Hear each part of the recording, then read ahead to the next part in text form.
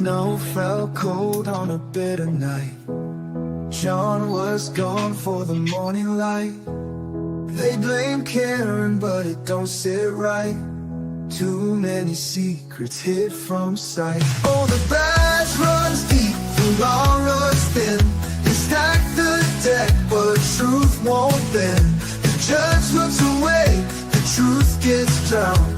Ain't no justice in Canton Town.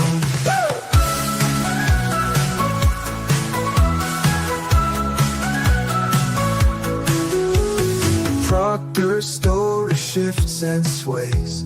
Cameras vanish, records fade. The Alberts toast while the doubts grow strong. The folks still fight, won't be long. Oh, the badge runs deep, the law runs thin. They stack the deck, but truth won't bend. The judge looks away, the truth gets drowned. Ain't no justice in Canton Town.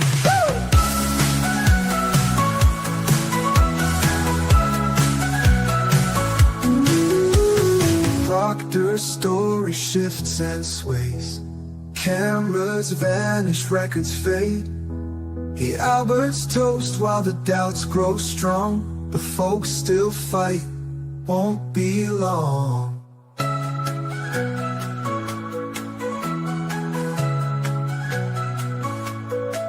Oh, the badge runs deep, the law runs thin. They stack the deck, but truth won't bend. The judge looks away, the truth gets drowned.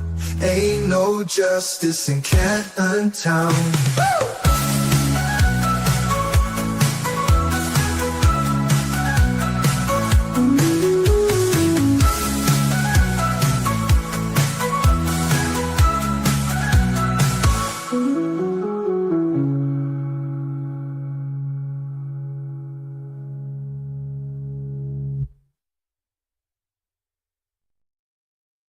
Good morning, good evening, good afternoon, wherever you are, what if any you might be. And welcome to this least of the legal. Jesus, you're loud today. Ooh, my bad. Oh, I think it's better now because I had you muted because when you came in late, when the music always played, it tried to feed you in under the music.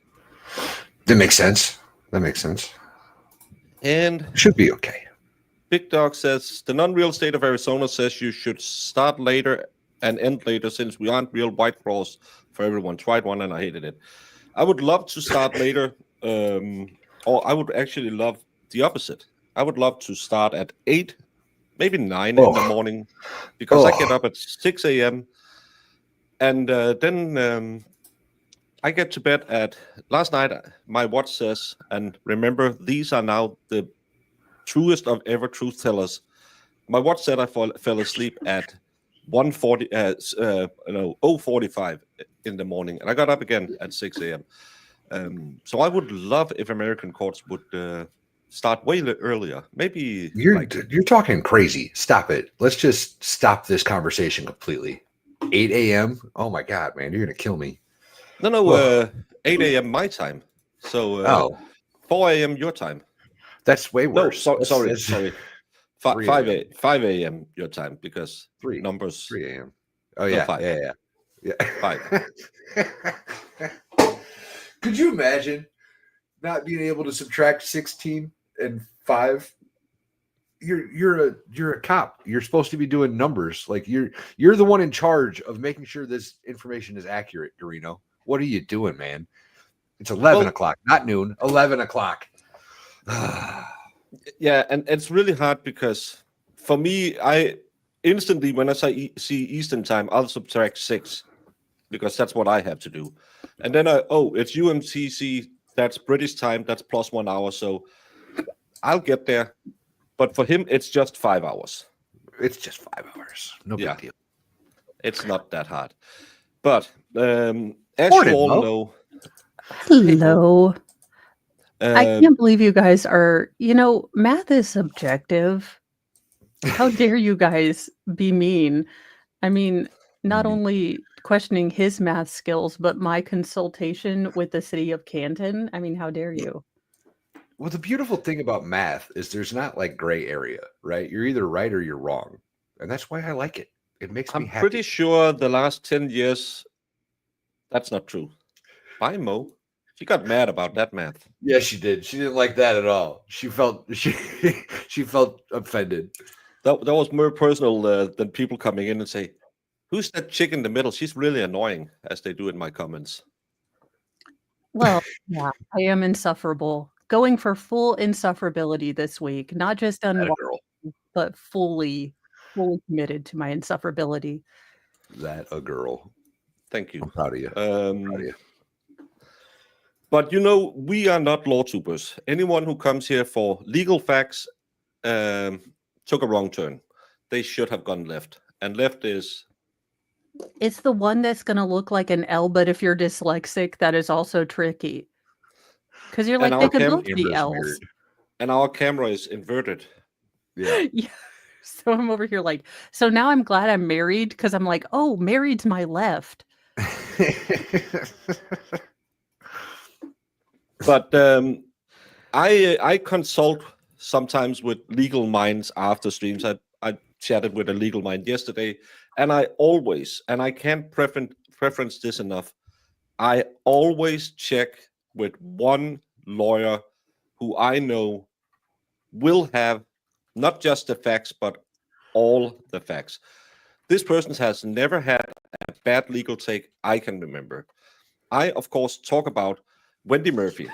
It was obvious that Roberts were responding to a question from Lally about whether she heard what Reed had said, not whether she personally heard Reed say it. Lally's question should have been clearer.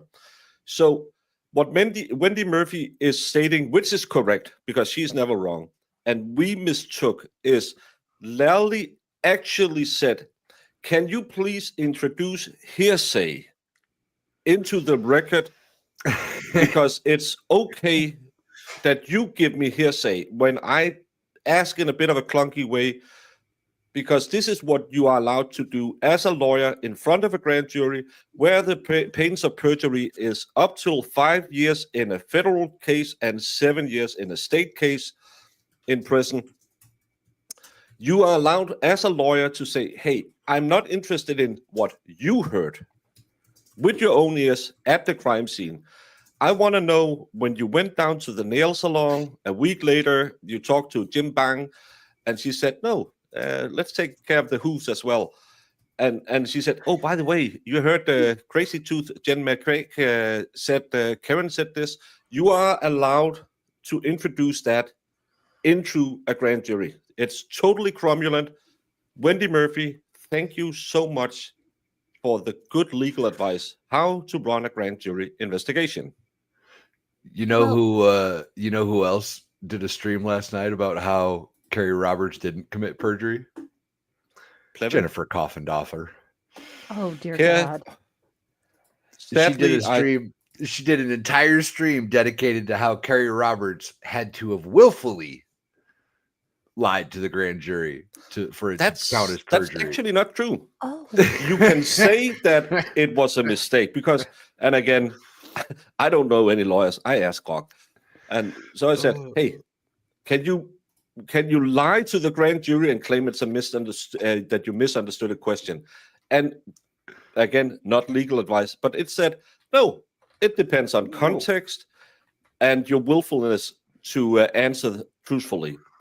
So even though Lally asked a stupid question, as soon as she found out, oh, you didn't mean what I heard, she should have corrected the record.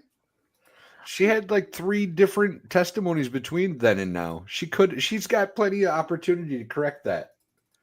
She only said 2 different things to the state and the federal grand jury. They didn't have the timeline down. And I like that she mentioned that Huss Long to die in the cold search before the defense knew it was out there. Because the defense didn't hone in on that until, I believe, February or April 23. And she already testified about it in August or something like that. So August the year before. When they were using the crayon and doing the timeline is where we figured out, because apparently it does take 3 women to make a true crime timeline. Well, it helps. It helps. It does. Yeah. Ignorance of the law isn't a defense. It is the best defense. It works all the time. It is my only defense. No, officer, I don't know how fast I was driving. So I couldn't be speeding because that would willfully be breaking the law if I knew that I was going 120 in a 30 zone. I didn't look at my speedometer. Ergo, I couldn't be breaking the law because it's not a willful act that I knew I was too fast. Okay. Under on Sarah Boone sending a letter to the court because they used her defense, like unintentionally. Sarah Boone is like, "Dear Judge Canoni, Honorable, due to the terrible speculations and injustices in my case, the use of unintentionally is demeaning to me. You're a golden girl, Sarah." Cracks, all the cracks and gold.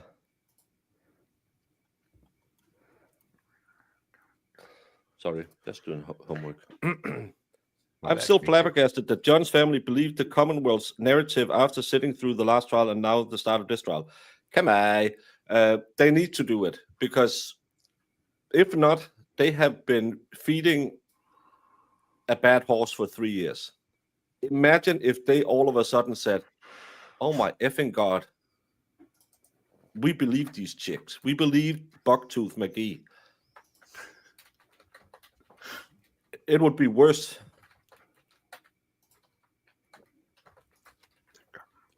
Oh, and Dave is online saying, "Oh, don't think your grog is just as good as my law degree." Did that guy come to me and tell me that you willfully can lie in a grand jury? No. Wish I'd have known that a couple of years back. We all slept. Does anyone, and I have reached out to other lawyers, does anyone understand how Karen was conscious of guilt by moving her car yet? Or do I need to sleep more? On a level of Cheech and Chong to Willie Nelson, how high do I have to be to get this argument?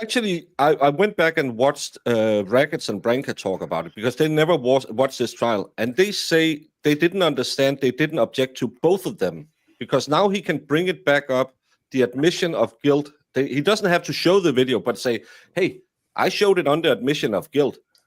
So they can talk about it because they should have objected to both of them and said there's no admission of guilt. So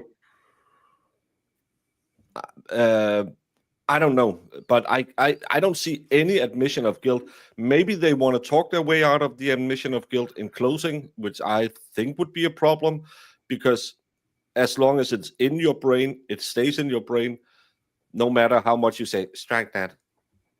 Yeah. So I don't know. You can't unring the bell, so to speak. No.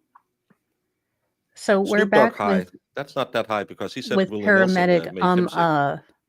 Oh God. What? When she dissed her husband on the stand, I don't get them, I guess. Yeah, that's weird. The first one could be one of those uncle jokes where he comes in and says, "Hey, look at you. Someone grew into that bra." You're thinking, that's a weird thing. That's Okay, a creepy is uncle. it bad that just one time I want to be pulled over and when the cop sees the 125 pounds, he just says, "In your bra," and I'll be like, "I love Liar Liar too," and then he'll let me go. Movie. Yeah, in your bra. Bra. Possibly the best legal movie ever. That's funny. It is a good one. I want to box those things like Sugar Ray Leonard. I'm looking for a guy, lanky, brown hair, crazy eyes, looks a little bit like me, kicked my butt in the I'm kicking my ass. Do you mind? It's a great movie. That's it. Today's Karen Reed trial has been preempted by watching Liar Liar again on loop. It needs to. It needs to. Although, you guys, today is the day in history where we were gifted with the "I am not a cat, Your Honor. I am not a cat" Oh, is it really? clip. Yeah. Interesting. Happy birthday, cat lawyer. Yeah. Krista says, preemptive swear jar and adding to the Dollywood Fund. Thank you for having such a fun panel to help with audacity of it all. Krista, thank you so much. It is pure audacity. And I don't think I could have soloed this one because at some points, yes, I close off my camera and I just walk around and yell, what the is this? But I'm thinking it could be fun if we could find someone who didn't watch it before and see how it works on them, because we're in too deep, man. Yeah. I was thinking about that yesterday. 117 Commonwealth versus Karen Reed. I wonder how Hank actually comes off to new people that have no experience with the case or with him, right? Like, I wonder if he's as disgusting as we think he is. Holly Mac, what does the thumbnail mean that I put up the wrong thumbnail? Because I had way too many that looked alike in the... So don't think about it. You know you can change that, right? Yeah, I'm going back and changing that now. But let's just hear what she's going to rule on the things from yesterday and when Arca is coming in. All right, so I was told council wanted to see me. Good morning, Your Honor. Yes, Good morning. I just have one brief issue I want to raise for the court. Okay. I wanted to confirm whether experts in this case are permitted to watch testimony in order to prepare for rebuttal. We'd asked for that. For rebuttal, like post Responding, for responding. Okay. in our case, for both sides. Okay. What's your position? Ms. Little, you want to? Yes, we could. All right. Mr. Brennan, is there any reason not to? I need to give it some thought. I'm not willing to agree. I'll abide by whatever the court thinks is fair. So why don't you think about it? We'll God, I address it hate later him. today. Okay, there's no expert testimony today, right? It's not. Okay. Thank you. All right, sure. Is that it? Why shouldn't the expert be allowed to be there to do rebuttal? Well, because that's detrimental to his case. Yeah, because then they hear detrimental to his... my argument. But that's why you have a rebuttal witness to rebut an expert testimony.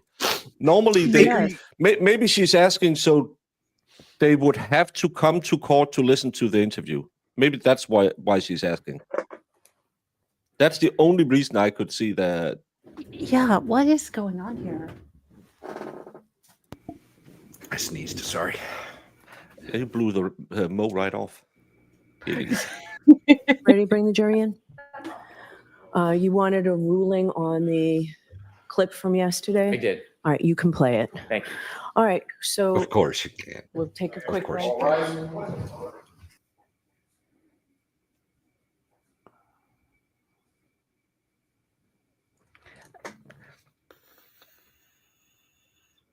Is Bev going to write a description of how that was consciousness of guilt? Because I'm confused. Oh, it doesn't matter, Mo. Bev said so. But Okay, well, he doesn't preference them and say, hey, we are now showing you a clip that shows proof of guilt. So what? How? So because she took her car from a home that No, she but probably he- wasn't going to be invited back to. Okay. No, but think about it. He's not saying I'm gonna play a clip where we believe she admits to doing it. How the hell do I edit a thumbnail on a stream that's live? You go to studio and then you just replace. Yeah, you can change. It's in Not when it's live. customization, but yeah. Oh, yeah. I don't know then. You go to details Details. Yeah. and then the thumbnail But it's just there it is. change. There you go. Change. I got you, buddy. Don't got you, buddy. come easy to me. La la la la. It's like replacing a good wallet is what it is. Yeah, I saw some lady. Why did you not? I gave him a new wallet. The other one looks horrible. If it works, why replace it? This is why we have Earth Turnaround Day, because ladies be shopping. Okay, then from a lady, how many holes must appear on the waistband of your underpants? Like, how many threads must hold on before I can throw them away? No, if there's a hole in socks or underwear, you can throw that away. That's acceptable. My husband said they're just broke in. No. Holes in socks and underwear, that's where we draw the line. We can get rid of those. We just got to get Small holes in t-shirts if it's not fancy t-shirts that you take. That's fine. That's fine. That's T-shirts are fine. fine. Yeah. Okay, thank you for the clarifications. Yes, ma'am. Holding in Dedham within and for the county of Norfolk. Draw near, give your attendance, and you shall be heard. God save the Commonwealth of Massachusetts. Any chance we can get the Arca guys to bring a Bev-sized cannon with them on Monday? Greg, from your mouth to God's ears. Thank you. This court is in session. Please be seated. Ooh, look at that mascara job. 22-117, the Commonwealth versus Karen Reed. All right, good morning again, counsel. Good morning, Ms. Reed. Good morning, jurors. I have to ask you those same 3 questions. Were you all able to refrain from doing any independent research or investigation into this case? Everyone said yes or nodded. Hey, Alex. Did anyone happen to see, hear, or read anything about this case since we left here yesterday? No. Everyone said no or should. Thank you very much. Will you bring Mr. Whitman back in, please? Ms. Giannetti, you can step up to the podium. Thank you very much, Your Honor. So Lipsmacker is on the podium again. God, I hate this guy too. I have nothing against him other than his presence and tone of voice and the sound that comes out of his mouth. Yeah, and that he changed his testimony like everyone else. Thank you. Well, there's that too. If you imagine him as the Muppet Eagle, it gets better. Can I proceed? Yes. Mr. Whitley, yesterday you testified that when Karen Reed was brought to the hospital, she didn't want to get into a hospital Johnny and she didn't want to give a urine sample. Do you recall that testimony? I do. It was clear to you that her reluctance to cooperate at that time was because she very much wanted to check on John's progress and status at the hospital, correct? No, I don't believe that to be the case. Well, you testified before the grand jury regarding this matter 3 years ago, didn't you? I don't believe I said that she was I reluctant. didn't ask you that question. You testified before the grand jury 3 years ago, didn't you? I testified before the grand jury 3 years ago. You were under oath then, as you're under oath today, correct? Correct. And the defense will, of course, be, well, memory evolves and gets better.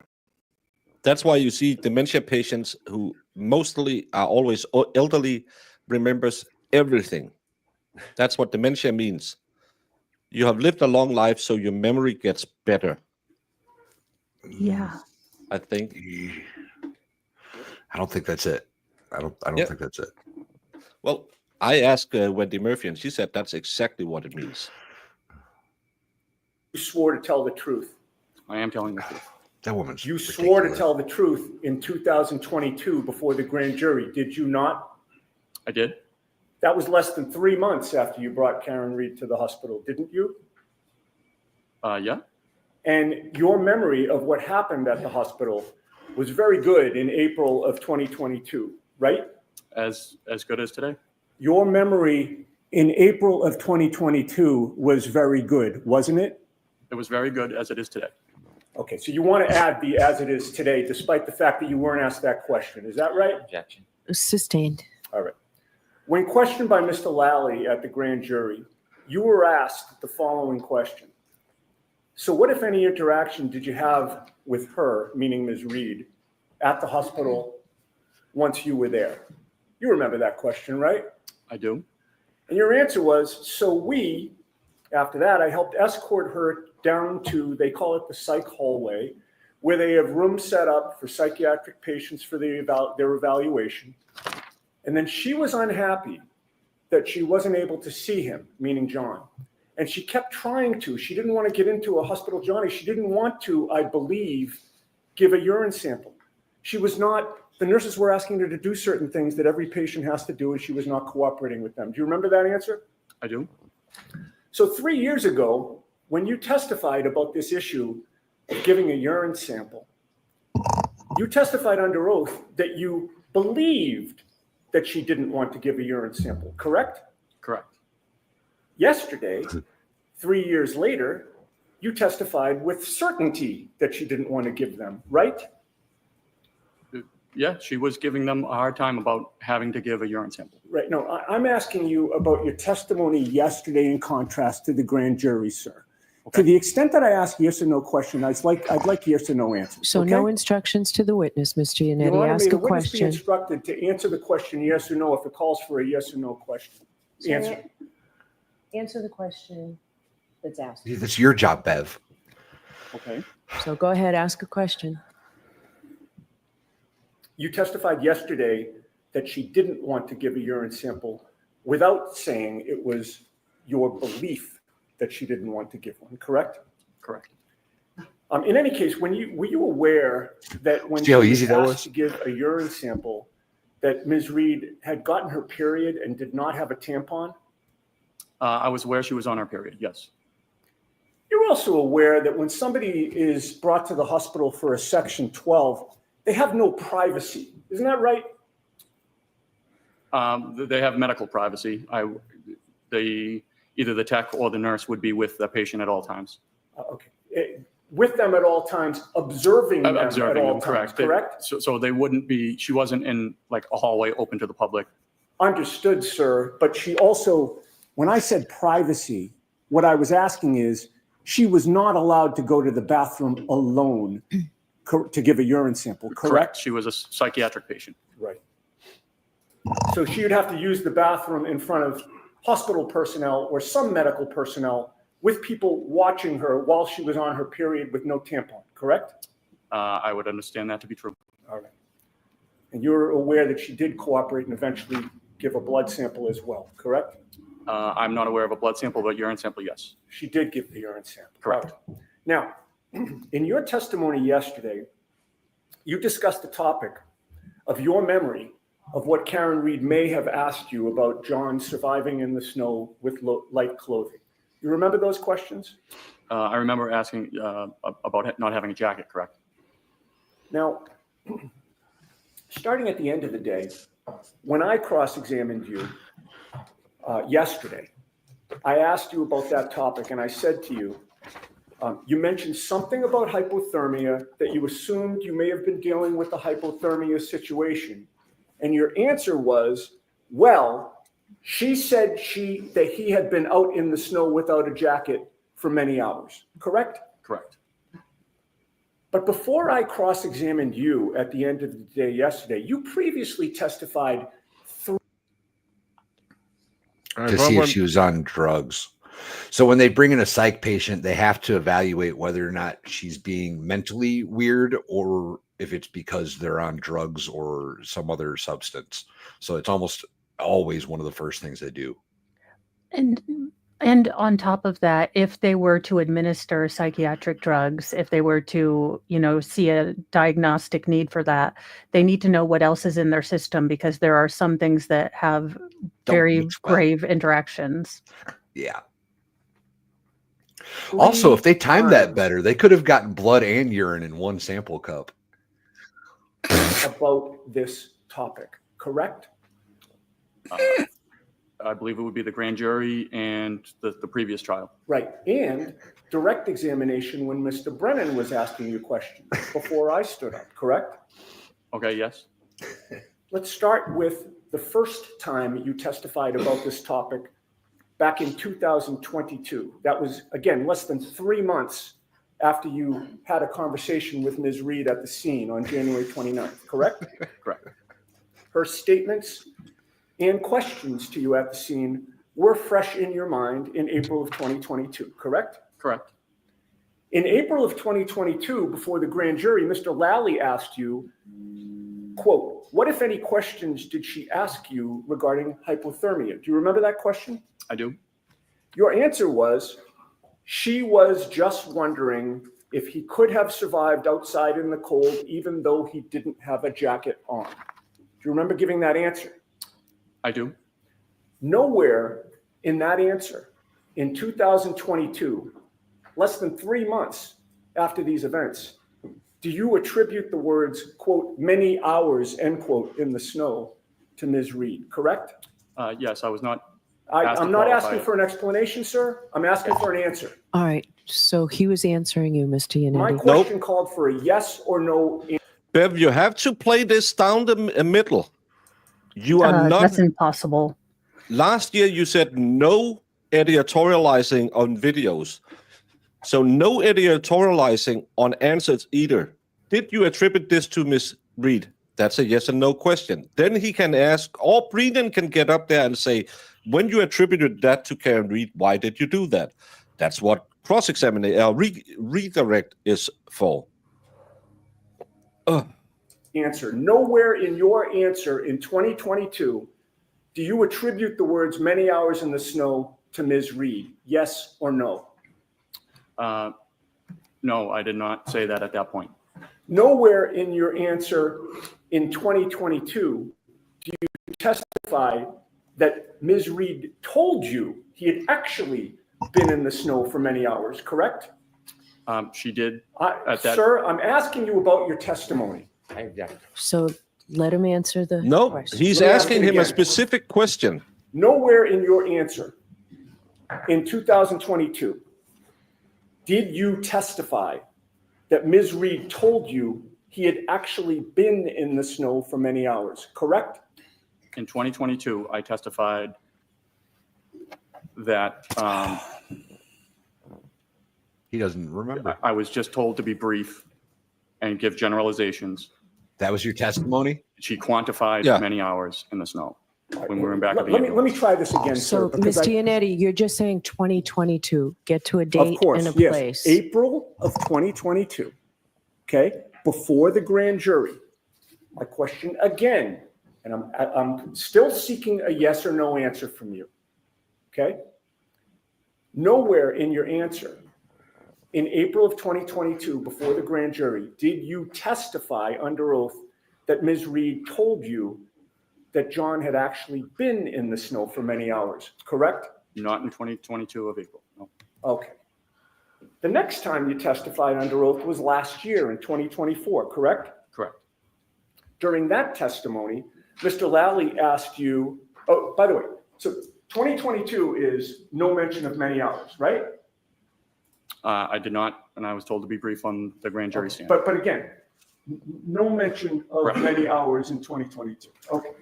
Now, 2024, last year, Mr. Lally asked you, so firefighter Whitley, at some point, specific to your conversations with the defendant, Ms. Reed, can you describe sort of her demeanor or any observations you made in relation to that as you were speaking with her? And your answer was, yes, she was very upset. She kept asking if there was any chance.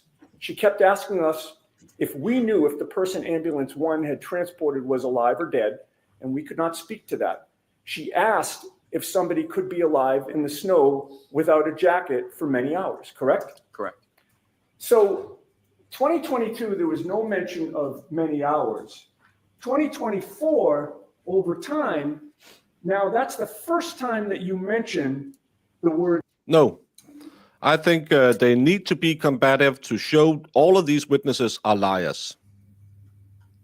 I think it was good they didn't question the mom, but I think he needs to be combative. I've seen online people are saying, well, they are way too convoluted and they should just ask 2 questions.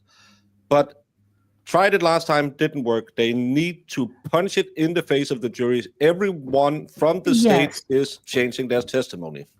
Yes, and it has to be a pattern. I mean, yes, it looks like they are nitpicking things, but it has to show a consistent pattern of the state's witnesses, their story changing very incrementally or sometimes wildly to fit the new theory of the case.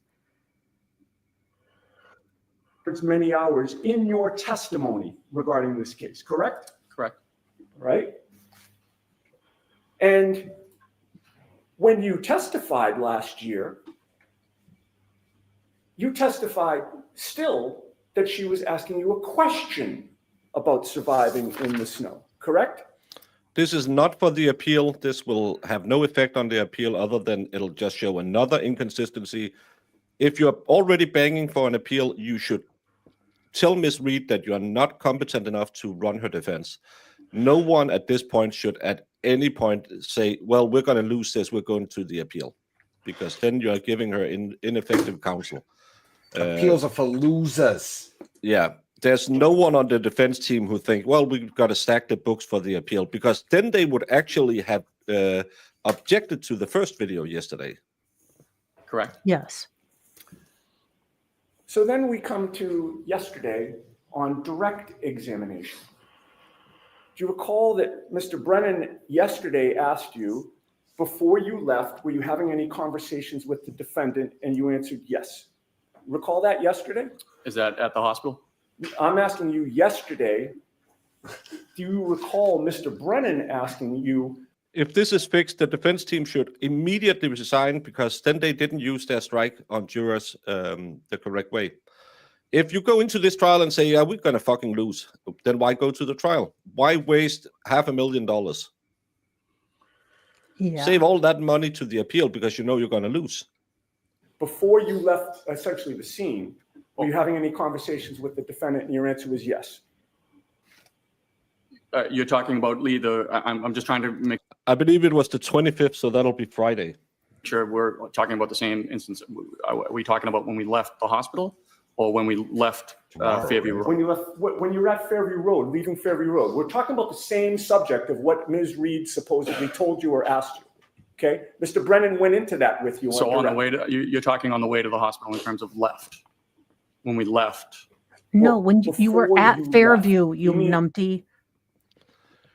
This is exactly why you should do this, because right now the jury is looking at a man who doesn't want to ask questions, who can't answer questions with one word, and who, just like Kerry, deliberately misunderstands what is clearly asked of him, because it's not brain surgery. That's one thing that just blows my mind about this case specifically. Everybody, the ambulance drivers, the people that were at the house that had nothing to do with it, like they all refuse to answer the question straightforward. Every one of them is fighting every ounce. Yeah, and you would think Brendan, knowing that this is optically going to be bad, would say, look, the defense is going to ask you yes and no questions. Don't overthink it. Answer thoughtfully. But anything that you think is a ding, we can recover. We can rehabilitate. Because what looks much worse is these like, especially when Jackson has to tell every witness, it's not a trick question. I'm simply asking you a question. Like, you don't have to think about it this hard. If it's the truth, it should be easy. Yeah, and again, it's way better to say, I don't remember. Would it refresh your memory? And then you say, yes, apparently but today I remember it as she said it to me in the car or at the hospital. You would believe that way more than someone said, well, are we talking about at the rear right tire or the left front tire or I was getting donuts. I forgot. Just say, well, I don't remember. Let them refresh your memory and read it and say, seeing it today, I might have said that, but that's not how I remember it today. Yeah, and that would be, again, that would be much more better than like, who wrote that report? Who wrote that? And was it what day are you talking about? Was it Prince who wrote that report? You could just tell she didn't like Prince. Apparently. Well, and you can tell that this man likes to white knight for Carrie Roberts because he didn't seem to remember anything about what Karen said until she said something against, the saintly Carrie Roberts. Yeah. He meant before you left the scene. Okay, no, I'm just trying to clarify. Again, it's the same conversation, Mr. Whitley. I'm not trying to trick you. Mr. Yannetti, he just asked for a point of reference. It's clear. Now go. Understood. And Mr. Brennan said, can you share with the jury what those conversations were about? And your answer was, so we were talking, she was upset. She kept asking if there was any chance her husband could be alive, even sitting outside in the snow without any coat for many hours. Do you recall that answer that you gave yesterday on direct examination? Yes. And that was the first time that you mentioned that she said, supposedly, or asked supposedly, about him sitting outside in the snow, correct? I was just using phrases generally speaking. Not my question. I wasn't at that point I was paraphrasing. I was not speaking verbatim to what she said. Let's try that again. that was the first. I don't speak English first. I was paraphrasing, so you weren't testifying to what she said to you. You were kind of summarizing different conversations you had, and you just, well, she asked me, could he have survived? Could he be in the cold? Did he have a jacket on? And you just put it together. You didn't testify when you testified yesterday that this is what she said. It actually wasn't what she said. It was just something you made up out of a larger. Isn't what paraphrasing means? Is kind of, it's my spin on what she said, is what she told me. Well, it's not what yeah. she told me. Yeah, and I thought that they did that sort of paraphrasing to get away from the hearsay thing. But again, this is new. This is what you're adding. These words changes the context of your conversation. I mean, again, we have now seen the evolution of this statement through several years, where it started out with, it didn't say many hours in the snow. It didn't say, in the snow for many hours. Then it came to many hours. And now we have, without a coat. I mean, you can see the evolution, and it does change things. Yeah. You can't go all verbatim doing the paraphrasing. Thank you, totally. First time that you mentioned that she claimed or asked that he was sitting outside, correct? It could have been sitting, laying, being. Let's try it a third time. So Was just ask the question, not let's try it. Sure. Let's try it. Was that the first time that you testified under oath that Ms. Reed said or asked about him sitting outside? Are you asking me to clarify whether she used the I'm not word asking sitting? to clarify anything. I'm asking you whether that was the first time yesterday during direct examination that you mentioned that she asked about him sitting outside.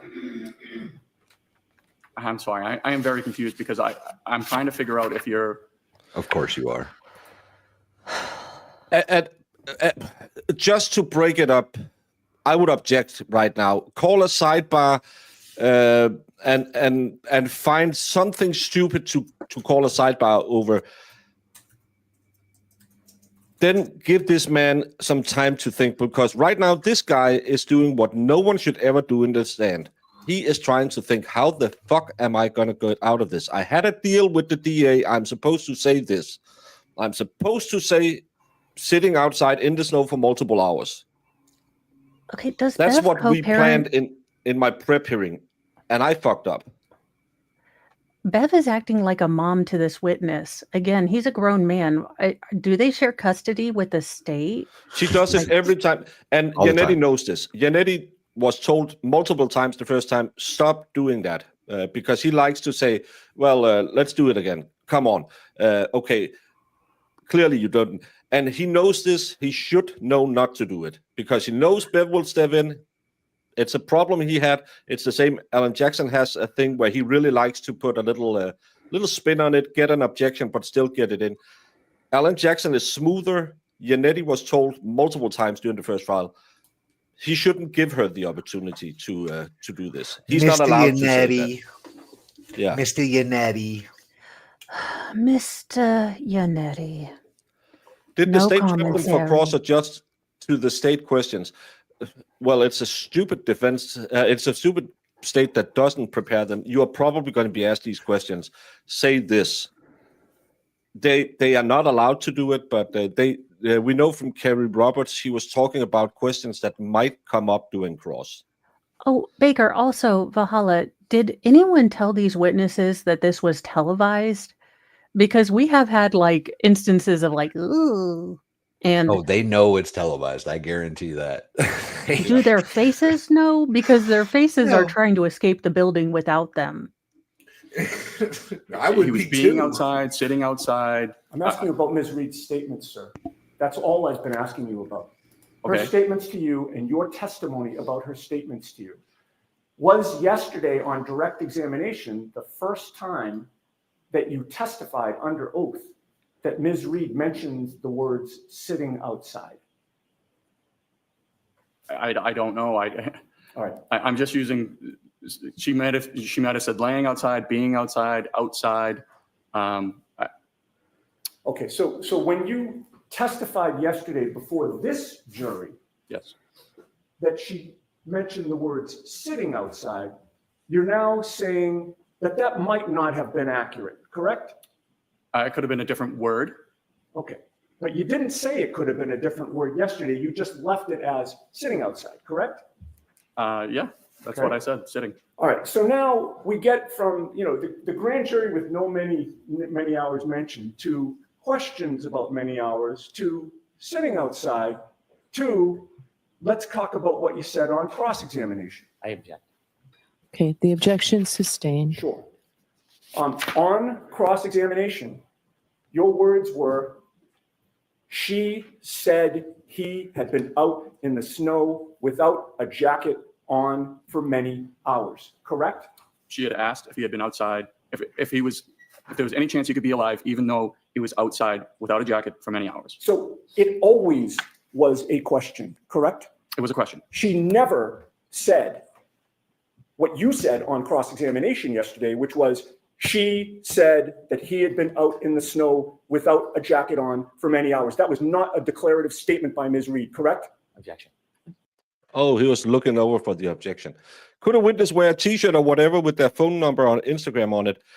They could, but I think that most courts would say take it off. But we have seen people in not Bud Light gear, but in Alabama's finest Sunday Daisy Dukes on men. We have seen that in court and certain company logos. I'll allow that. Was that a declarative statement by Ms. Reed?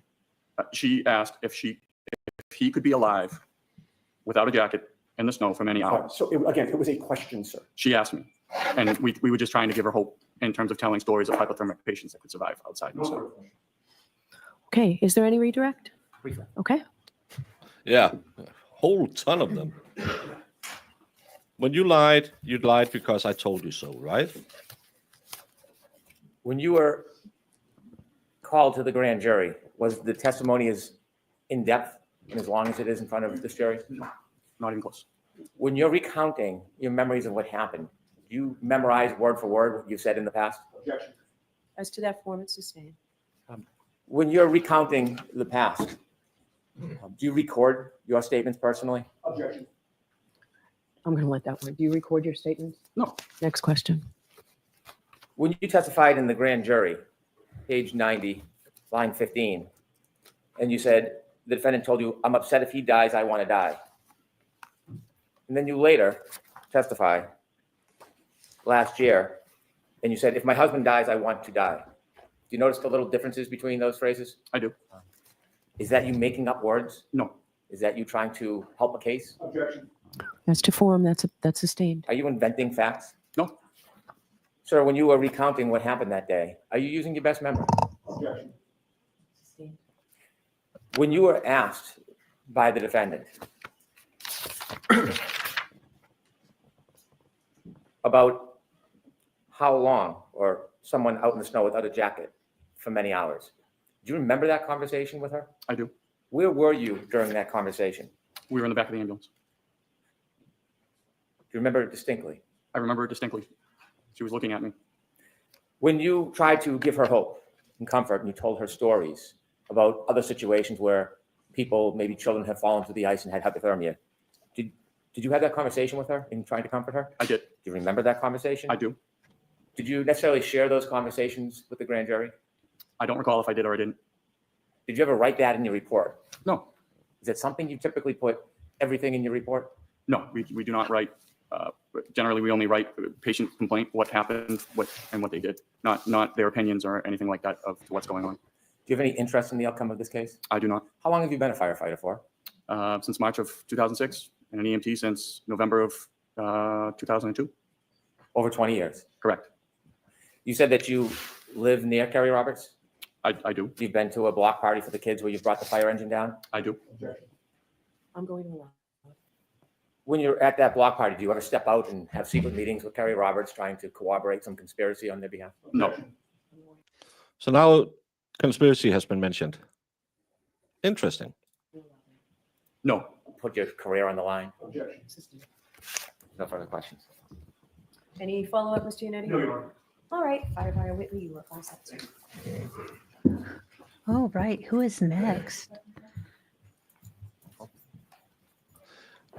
Going by the way of things, now we're going to get to a mailman who delivered mail to Like clip 5, Your Honor. Oh, God. I'm going to speed through this because this is retarded. This is so prejudicial. She shouldn't be allowed to his play it. mother leans over the kitchen island and says to me, I feel like I got hit by a car. Feels like I got hit by a car. All right, who's your next witness, Mr. Brennan? Next witness is Jean DeMullis. Jean DeMullis. Who's Jean DeMullis? Okay. The mailman. Yeah. Oh. Oh, sir with the Habsburg jaw, grow a beard. Sidebar with bed, she's holding court light. Got a bow in her hair, rope's a little too tight. You tell me what the evidence gives the court and jury in the case, and I'm the truth, the whole truth, and nothing but the truth, so help you God. DeMullis? Is she a new one? You can scooch in close to the microphone, thanks. Who's that? May I proceed? Yes. Good morning. Good morning. Could you please introduce yourself to the jury? My name is Jean DeMullis. I am the general manager at CF McCarthy's in Canton. I'm going to ask you to keep your voice up if you will. Oh, she wasn't at the last trial because this is the general manager at CF McCarthy's. Last time they had a bartender testifying about this. She is there to either give the video of Karen drinking or the receipts. She wasn't. I don't remember her from the last trial. Maybe he will elicit the very important evidence. How are glass made? Was she working that night? No, she's probably just there to give them the receipts. But again, playing those clips in between is highly prejudicial because Karen kind of looks like a Karen in them because it's little snippets. I don't understand why the defense allowed it. I would have fought against it, not because she says, well, again, you don't talk to the press, but because it makes her look like a Karen. Yeah. You said you're the general That manager. clip specifically, they did object to. Yeah, but that was because he claimed it was admission of guilt. But again, Yeah. it's out of context. He doesn't say, hey, did you see that clip number 5? That's where she admits to doing it. He's just playing it. I'm every time they play it, again, I went around and saw other people, and can we get the expert on? I know he doesn't watch anything, but the White Rabbit yells at him. But just to hear him, maybe we need to do a Sunday session where he tells us what his take has been. Well, he can't work Sundays because that's his. I'm going to sleep 24 and a half hours instead of my normal 22 hours. Manager at CF McCarthy's? In Canton, yes. How long have you been the general manager at CF McCarthy's in Canton for? For 6 years. Because there's not enough room at the table. She's sitting in the family box. Can you briefly describe for the jury what CF McCarthy's is? It is a restaurant and bar. At CF McCarthy's, is there a video surveillance system inside? Yes. Who owns that So video last surveillance time system? CF they got McCarthy's. this video Are in you through familiar with Yuri. the video system? Yes. Have you ever looked at it before? Yeah. Yes. Do you employ people to help the establishment with the video system? No. You maintain it on your own? Yes. At some point, were you visited by somebody from the Massachusetts State Police? Yes. Were you asked whether or not they could view some of your video surveillance? Yes. Do you remember the date? Not the date they came to visit you, the date that they were looking for. I believe it was January 28th, 27th, 28th of 2022. Around that time? Yes. Did you allow access to the video system? Yes. Did you oversee that access to the video system? Yes. Was it a state police officer? It was two state police detectives. Do you remember their names? I remember one of the detectives' names. I do not remember the other detective. The one you remember, could you share the name? Yuri. It was Detective Buchnick, Yuri. No, Detective Yuri Bukaki. Buchnick. Yes. His name is Bukaki. At some point, was he allowed to download information from the surveillance system? Yes. Did you watch him do that? Yes, I did. At some point, have you been able to briefly look at some of that download? Yes. And does it appear to be a fair and accurate depiction of the surveillance or the area of your bar? Yes. Move to introduce. Okay, there's no objection, Mr. Yannetti? There's no objection, Your Honor. Thank you. Your Honor, may I play just a small portion? Sure. Thank you.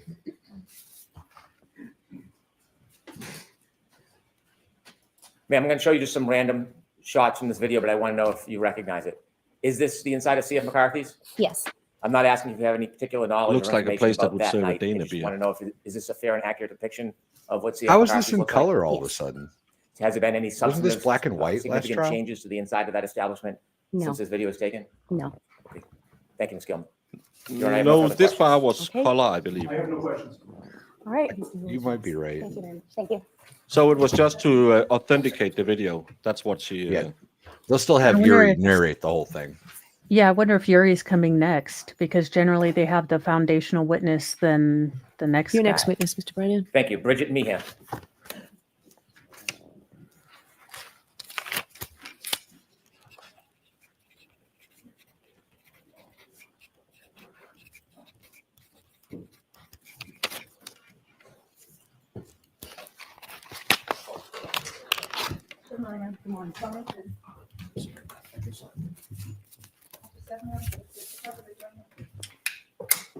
You solemnly swear the evidence you give the court and jury in the case now hearing is the truth, the whole truth, and nothing but the truth, so help you God.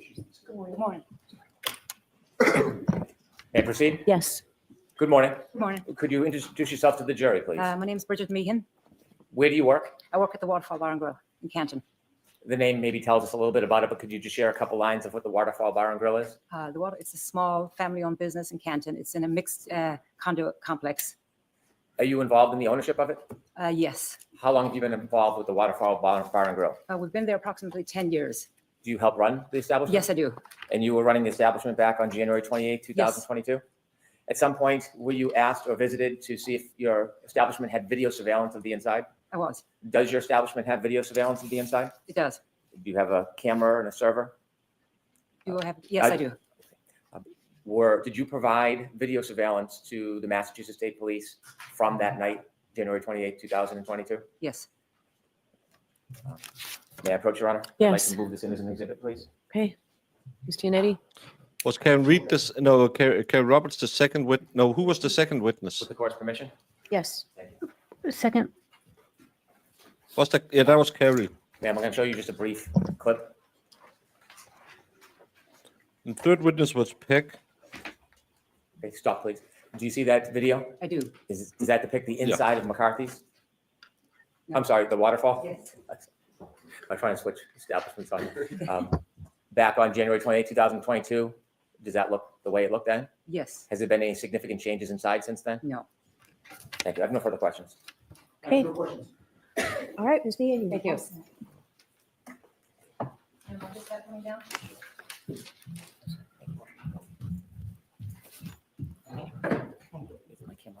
All right, your next witness, Mr. Brennan. Commonwealth calls Mike Camerano. Mike Camerati, who was at the bar.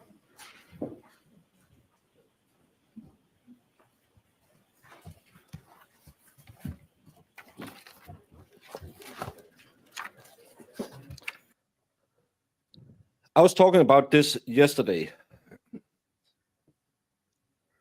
This is how he built his case. Witness 1 is around 6 in the morning. He's the EMT. Then you have witness 2. That's from 6 and then on. Witness 3 is Peggy. That's in the middle of the afternoon. Witness 4 is another EMT. That's around 7 o'clock in the morning. 5 and 6 has nothing to do with it. Now we're going back to the beginning with witness 7.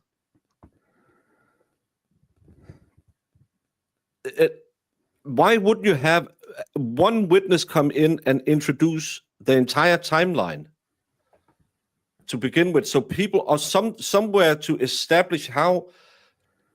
Because how are the jury gonna remember these witnesses? What was the purpose of the two last witnesses? It's just to tell them, yes, we do have a video system. And when the video system is then introduced, they can say, we have certified that it is the original from the two bars.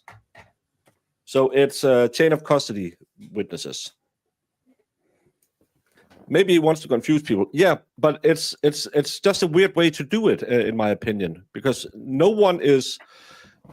Yeah, but Lally built it up. He put all the EMTs together, all the police officers together, all the first responders, all the CERT team, so everyone was, so you could go back in your notes. Right now, you'll have to flip through 25 pages just to find out. And that's not how a prosecution runs, because a prosecution has the story. The defense is the one that has to pick the little strands of hair that might be sticking out on the pick, and you try to make it run the other way. That's the big problem with me. It shows me that he doesn't trust his case. Yeah, it does speak to either that or he thinks he's got a good enough case that he doesn't have to tell it in order. It's intentional. He's trying to confuse the jury so they can't keep up with all the shenanigans. It's a good... But that shows you have a bad case, because you would have served the dinner and then you would have gone through each course. This one you're saying, well, let's start with the meat dish. Then we'll skip to the pudding. Then we'll go back and have the peas. Then, oh, did you want gravy with that? And then we'll go back to the entrees to begin with. Hey, I'm from Denmark. We like pigs.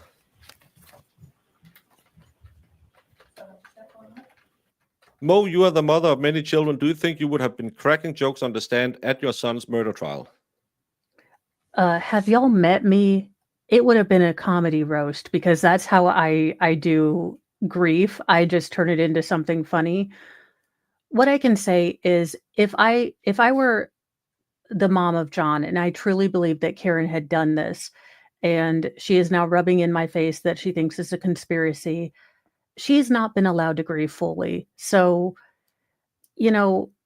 she's a hurt person, and that's all. But yes, I probably would have cracked a lot of jokes just because that's how I deal with stuff. You solemnly swear the evidence given before the jury in the case now hearing to be the truth, the whole truth, and nothing but the truth, so help you God. Good morning.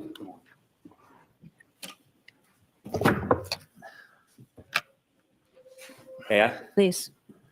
Good morning, sir. Good morning. Could you please introduce yourself to the jury? Hi, good morning. My name is Michael Camerano. Mr. Camerano, can I ask how old you are? I'm sorry. Spell your last name. C-A-M-E-R. Why does he look like he's 2 seconds away from a heart attack? I know. We have EMTs in the house, right? Just in case. Yeah. He looks really bad. And he's the guy who did the Irish goodbye. He has nothing to say. He's the guy who said, we went out drinking, celebrating that our kids got into the school, and I made an Irish goodbye. Is he the Irish goodbye, or is he the other one? No, he's the Irish goodbye. The other one was Kolakakis, right?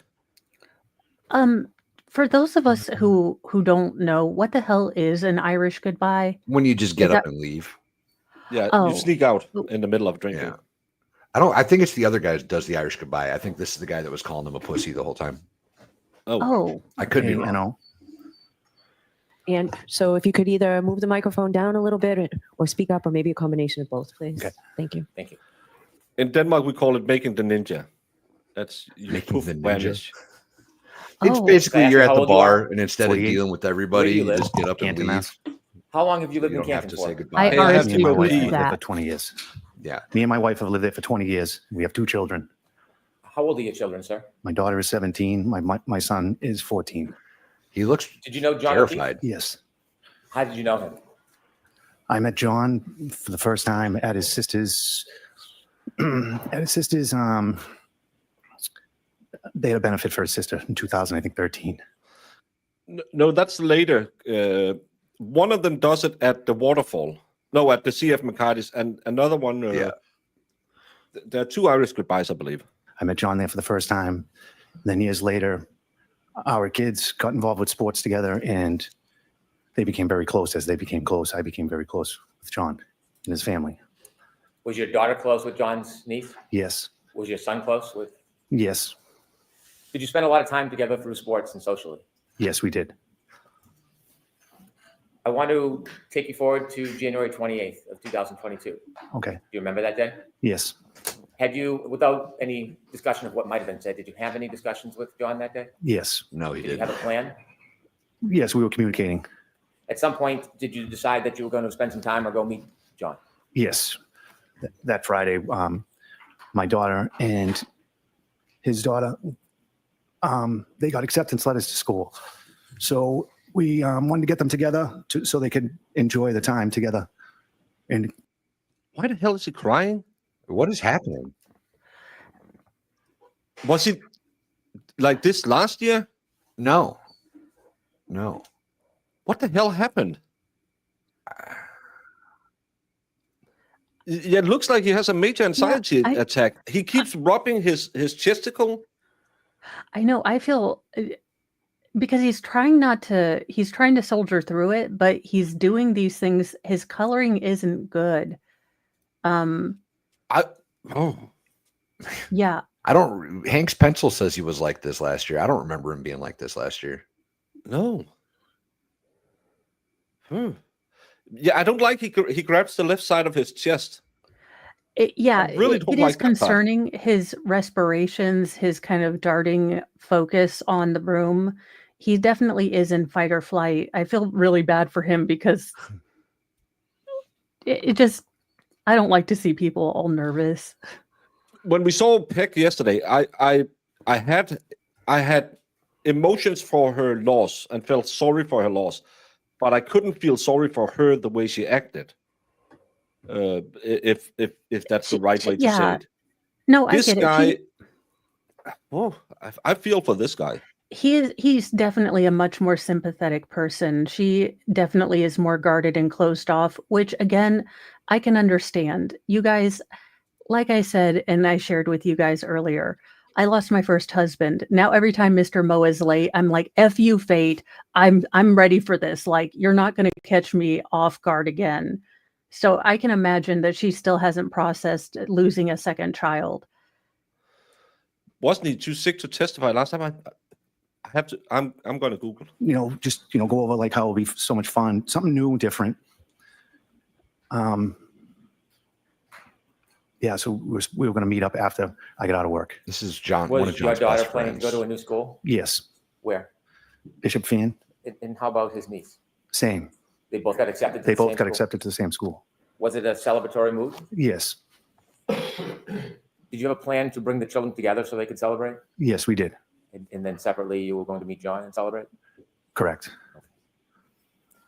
Where did you drop your daughter off? I dropped my daughter off at John. I went into John's. I was at the house with John and the girls, and we had a little celebration. We talked about how nice it's going to be, fun, change, different, meet new people. And you celebrated at John's house before you went out? Correct. After the celebration with your children, did you and John leave? Yes. During that celebration, was there anybody there other than you, John, and your two daughters? No. No. Karen was not there. Was there anybody else there? Nope, just the two girls, myself and John. What was the weather like that night? It was cold. It was not snowing yet. Was there an expectation? Yes, there's an expectation. Yes. What was that? That there was going to be a big snowstorm coming in. A storm was coming? Yes. When you left, did you leave in a separate car than John, or did you leave together? No, we left together. John got in my car and we were leaving. We were going to leave. Where were the girls? The girls are in the house, stayed in the house. They were staying at John's house? Yes, correct. Where did you go? We went to CF McCarthy's. When you got there, did you know anybody who was there other than you and John? At that time, no. Did you spend time at CF McCarthy's? Yes. Were you drinking? Yes. Was John drinking? Yes. Alcohol? Yes. How long were you there for? A couple hours. While you were there, did anybody come and meet you that you knew? Yes. Who? A friend. And then Karen came in. The friend? Yes. What was the friend's name? Kurt. And then how long after you That's first the got one that there does was the it Irish that the goodbye. defendant arrived? I would like to say within an hour, so not 100% sure. You said back home it was a celebratory mood. Was it still a celebratory mood at McCarthy's? Yes. When the defendant arrived, did she spend time with you and John? I've talked briefly to her, and her and John were mostly talking. You didn't see any issues? No. It was a normal night, Seemed to be, yes. as far as you could see? Yes. And you saw John drinking? Yes. Did you see the defendant drinking? I saw her with a glass, yes.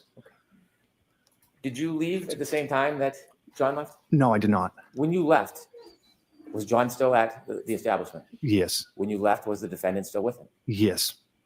Why did you leave? I left because I got a phone call. My son was playing hockey in the backyard, and he got hit with a stick and lost his tooth. Oh. Where did you go? I went to my son's friend's house. Do you know about what time that was when you went to see your son? I would like to say 9:30, between 9:30 and 10. You didn't go back to McCarthy's that night, did you? No, I did not. After you helped your son, where did you go next? I went to pick up my daughter, Madeline, Did you go? at John's house. Did you go in John's house? No, I did not.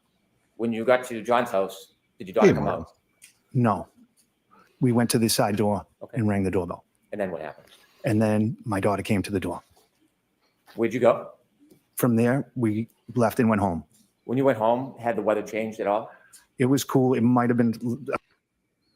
He was the guy who did the Irish goodbye 15 minutes after Kurt Roberts left, having gotten a call from his son, a hockey player who was hit with a puck. He testified that he went back to O'Keefe's house to pick up his daughter around 11 and walk home, and he got calls from Miss Reed in the morning. His wife is the nurse that was out there.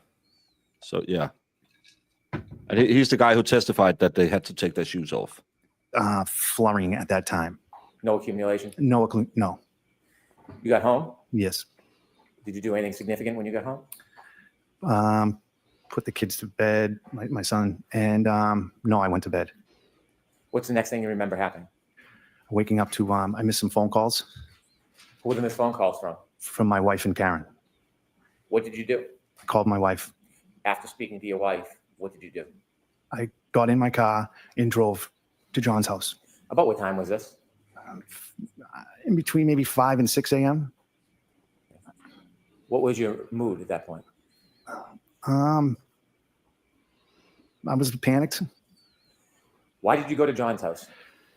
Because I went to get Kaylee. Did you know if she was alone? Yes. How long did it take you to get to John's house? Maybe 5-7 minutes. When you get to John's house, what do you see? I pull in the driveway. I see that the garage door is open. I go in through the garage door. I don't know if Kaylee was standing there. If the door, she came out the door, and I asked her, if she needed anything, she could get in my car and stay warm. When you first saw Kaylee, what did she look like? She looked distraught. Did you try to help her? This is I bullshit. think I just said everything will be Has okay. nothing to do with the case. Did she come with you? Yes. Where are you going? To my house. Yeah. So what happens? So we go to my house, and my daughter's up, and the two girls they were hanging downstairs, just hanging out, just being kids. And then I don't know, a couple hours later, maybe Paul called me and asked me to bring Kaylee home. Did you know anything at that point? I did, yes. You did or didn't? At that point, I did when Paul had told me. So what do you do?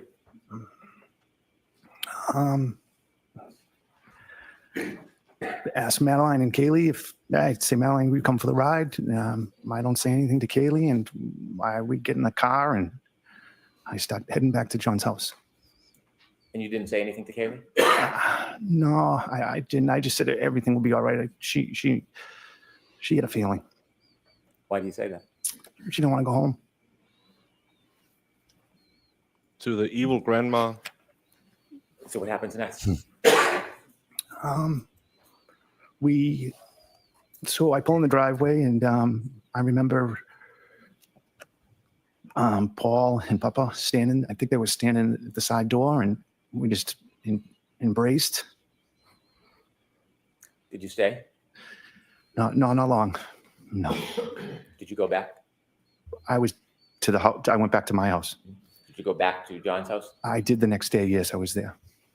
When you went back, were there people there? Yes, Many? there was people coming and going. Thank you. I have no further questions.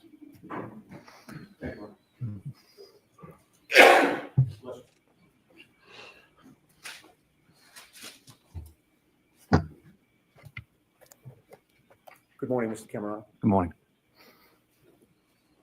This is quite painful for you to remember the events of January 28th, is it not? Yes, You were very close with your friend John O'Keefe, correct? I was close with them. Yes, And you actually met Karen Reed through John, correct? correct.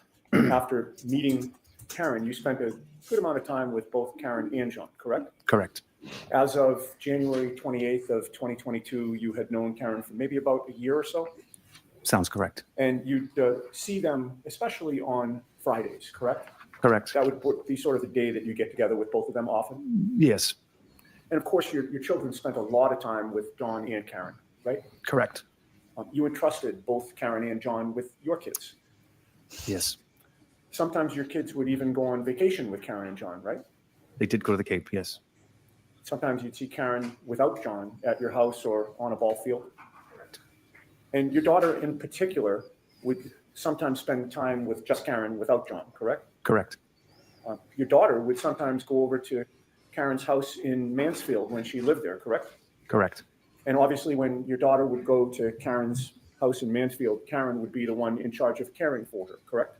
Correct. And you were fine with that because you liked it. No, these people actually like Karen a lot. The last trial, especially his wife, testified how close they had gotten during the COVID years.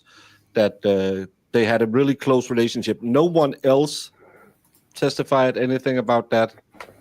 Remember that? But Karen and John actually socialized a lot with the Camaranos. And again, Paul O'Keefe withdrew Kaylee from that prestigious school that they were out celebrating them getting into. And you trusted Karen, right? Correct. And in your view, Karen was very good with kids, right? Correct. But you also had the opportunity to see Karen and John together, right? Yes, You saw how they interacted with each other over that year period that you knew Karen. yes, You saw how they got along. yes. And you never observed any arguments or bickering, correct? I mean, they argued and bickered. You had previously testified that you wouldn't even call it arguing, you just call it banter, right? Yes, I mean, he would. I mean, no, he would get upset or like over if she bought expensive things for the kids. Right. Yes, Yeah, yes, we will get to that. That would be the one thing that John would complain about, Karen buying like very nice things for his niece and nephew, right? correct. Or he'd complain if, Karen was taking his niece and other girls to get their nails done, like extravagances like that. Correct. And one specific memory you have is when Karen bought his niece a very expensive sweater, right? Correct. And you recall John telling you that he wished that she hadn't done that because he considered that to be spoiling the girl, correct? Yes, But it was very clear to you from your observations that Karen really, really liked John. I'm sorry, John really, really liked Karen, right? Sustained. He certainly never told you or even suggested he was thinking about or planning to break up with Karen, right? no, Okay, so with regard to that Friday night, January 28th, sir, the plan was for you and John to go to McCarthy's to have some drinks because there was a storm coming in, correct? And because of the celebration of the girls getting into Bishop Fen? well, yeah, we were going out. It wasn't a continuation of the celebration of the girls. We were going out to have a few beers as guys.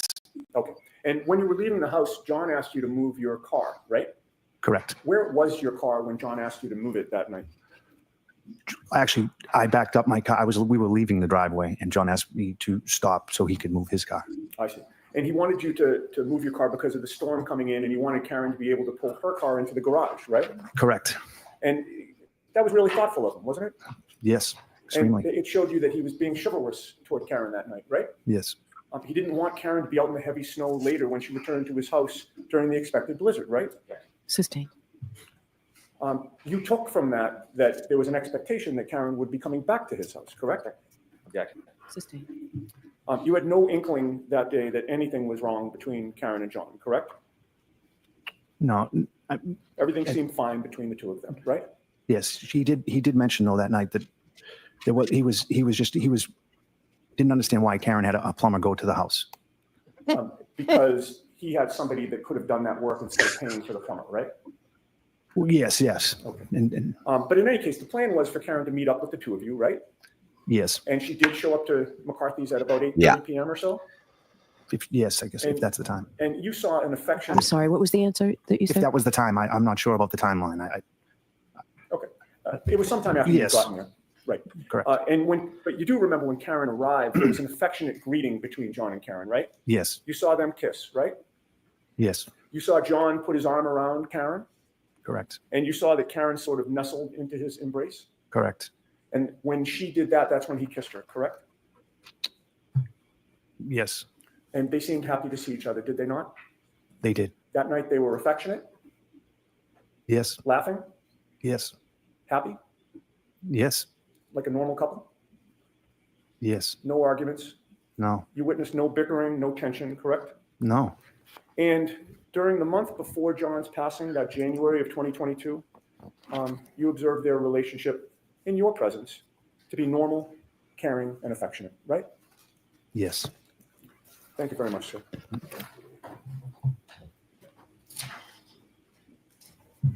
I don't know. I think it's someone who has a nose squeak.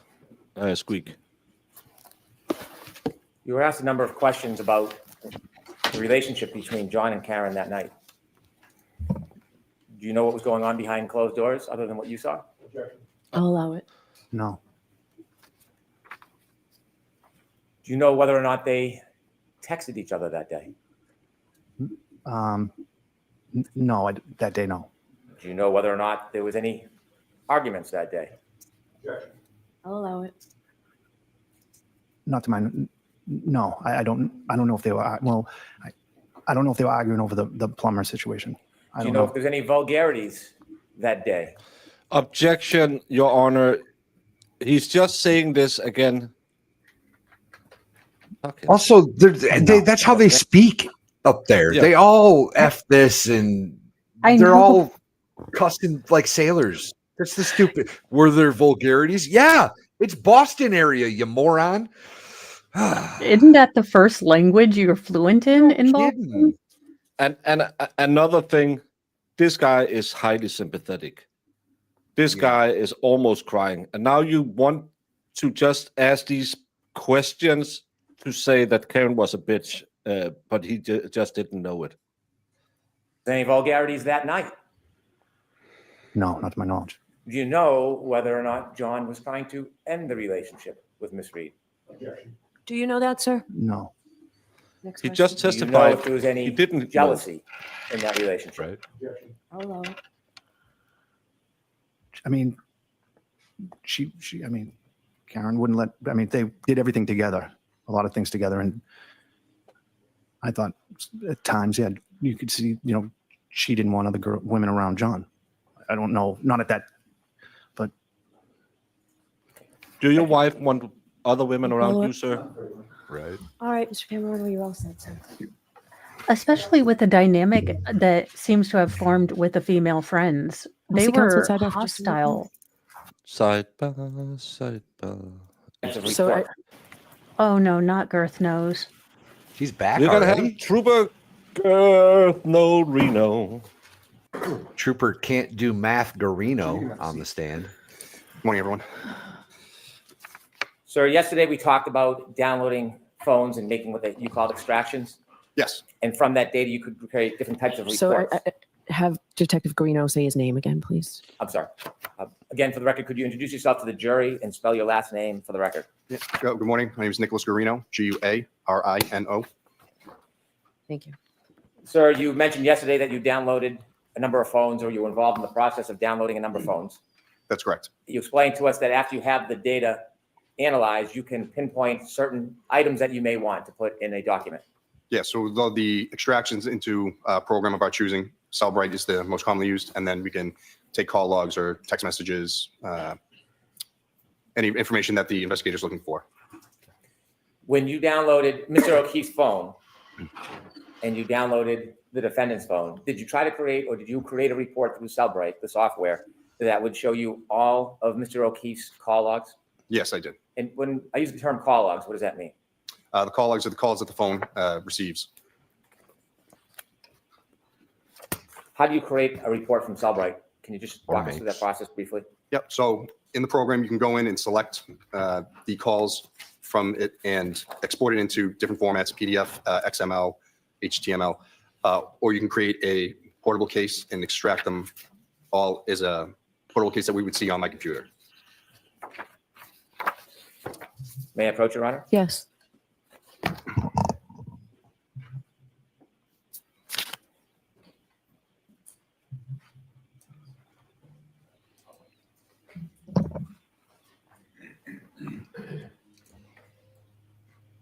Showing you a document of Mr. O'Keefe's call logs. Do you recognize that?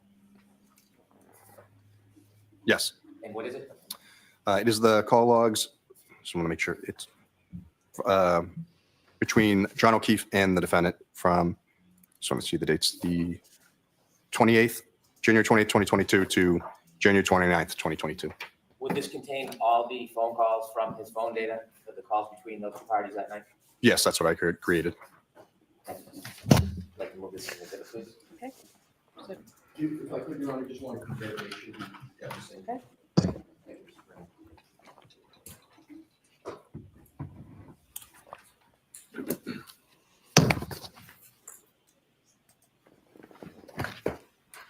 Thank you, Mr. Brown. Okay. Thank you, Your Honor. Okay.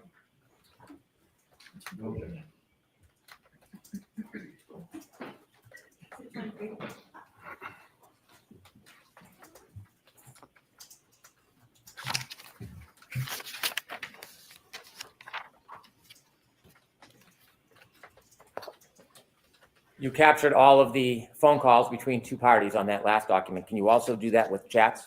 Yes, that's true. And did you do that in this case? Yes, I did.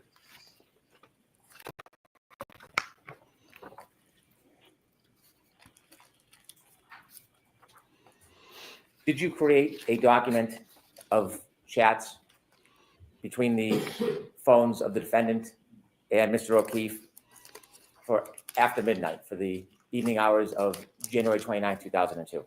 Yes, I did. May I approach? yes.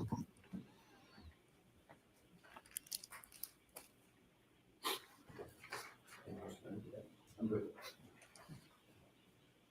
You recognize that document, sir? Yes, I do. And can you tell us what that is? These are the texts from the defendant to John O'Keefe. Yes. For January 29, 2022? Yes, that's correct. So I'm sorry. Thank you. Oh, you found those texts, huh? Okay. No objection, Your Honor. Well, you know.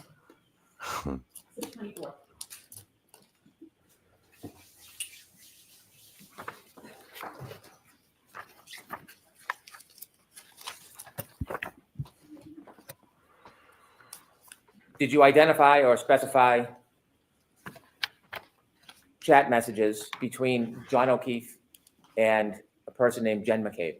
Yes, I did. Did you create a Cellbrite report? Yes, I did. May I approach? Yes. Dillinger Arms. This is Trooper Garino. He's the phone guy. What's the program? Cellbrite? He's the Cellbrite. Cellbrite. guy. Yeah. Is it Celebrate or Cellbrite?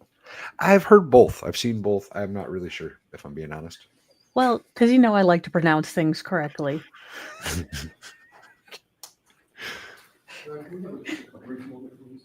It's side by? No, Just the two of them? compare that what we have. Yes, go ahead.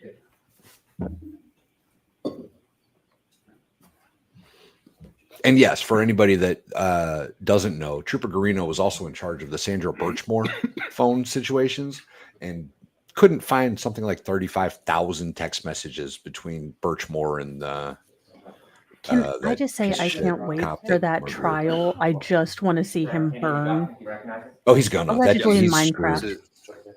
This is the text messages between John O'Keefe and Jen McCabe. That dude's not gonna last 29 long in prison. On January 29th, 2022. I'm trying to work up any feeling of give a damn. I don't. Yes, that's correct. Yes. I gave it up for Lend. No objection, Your Honor. Yep. Him and like 3 of his buddies that were all part of the program. Similarly to the chats, did you do the same with calls between Mr. O'Keefe and Ms. McCabe? Yes, I did.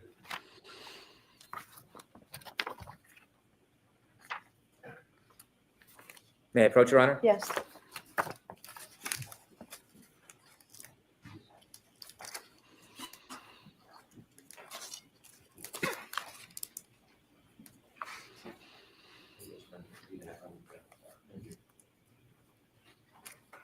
Showing you a document, sir. Do you recognize that document?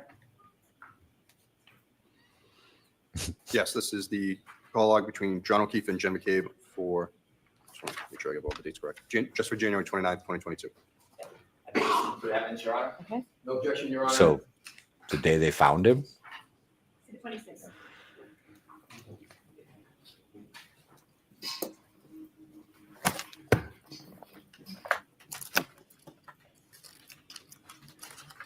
Did you do a file extraction and a report on all chats between the phones of John O'Keefe and the defendant for a period of time? Yes, I did. May I approach, Your Honor? Yes. yeah, unless he's going to eat this guy alive. Send you a document. Do you recognize that document? Yes, this is the text messages between John O'Keefe and the defendant from January 28th to January 29th, 2022. All right, move this into evidence. Okay. Mr. Lessie? No objection, Your All Honor. right. Thank you. Oh, it's a lessee.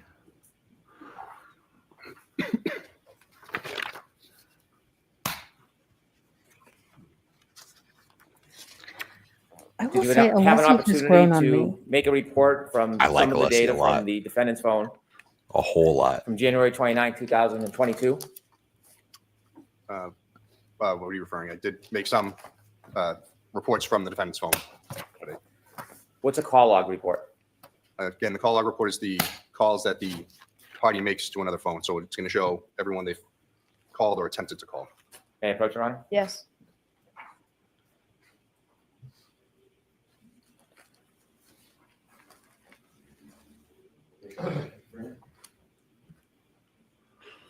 So I'm going to ask you to take a look at this document. Do you recognize it?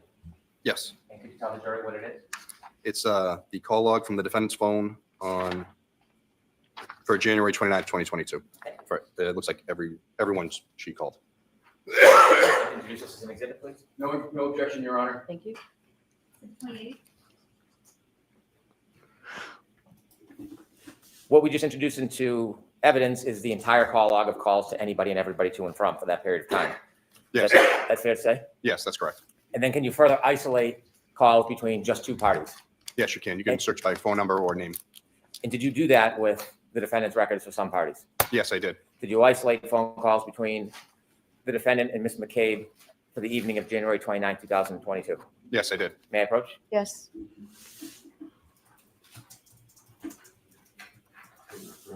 Did he get anything in so far? They pulled the phone records between Karen Reed and John from the 29th, and then they were looking at all of the phone records from the 29th made by Karen. Haven't gotten into it yet, though. And Yeah, what did I miss? I was talking about Karen Reed being in the hospital when I left. Nothing. We had Cantoni, who said everything looked fine and looked like he was having a heart attack. Corano. Yes, that's what I said. Yeah, that guy. Something Italian. Close enough. I called him Garagos when I was doing my breakdown video, and I was like, damn it. So I had to go back, and I was just like, Mr. Girthy knows. Like, I'm not even going to attempt to just know. Like, it's 5 o'clock in the morning. Guys, take a look at this document. Do you recognize it? Yes, I do. What is it? It's the phone calls from the defendant and Jennifer McCabe, January 29, 2022. Thank you. Your Honor, I'd like to move this into evidence, please. No objection, Your Honor. All right. Thank you. The 29th. So What I will be paying attention to is he is doing a lot of pain movements, a lot of shuffling. I wonder if he's going to have a worse time on cross. Did you isolate calls because between the his defendant mind and is dealing with that chronic pain. Apparently, pain. Aiden was seeing him arriving at court because he was kind of stumbling in like he had a leg injury to the stand yesterday. Aiden had pictures of him outside where there was nothing wrong. Oh, okay. Well, he is making a good show of being performatively in pain then, because I'm like, sir, I don't like you, but I understand your scene. Oh no, he's going to get his ass handed to him here in a minute on cross. Mo, you didn't watch the first trial that much. This is the guy who said, No. "Please kill me." Yeah. He goes under his breath between, whatever. He goes, "Kill me." Do you have a clip of that? No, I'm sure it's I somewhere. can find it. Yeah, it's somewhere. Thank you so much. It was a big deal. Yes, I did. Yes, still laughing to the police.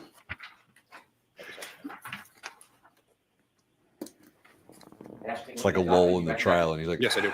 "Kill me now." Yep. So the call logs between the defendant and Kerry Roberts for January 29th, 2022. Yes. When you put his name into Google, it's the fourth thing that comes up.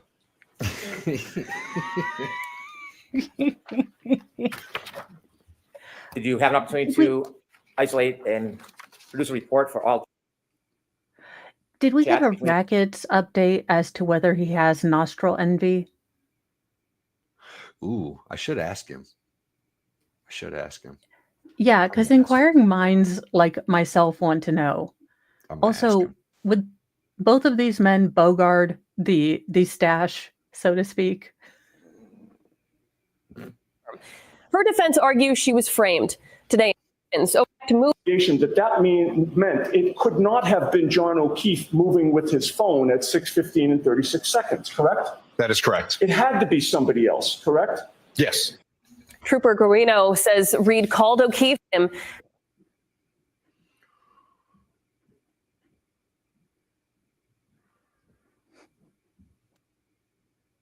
The defendant, Ms. Roberts, for the night of January 29, 2022. Yes, I did. May I approach, Your Honor? Yes.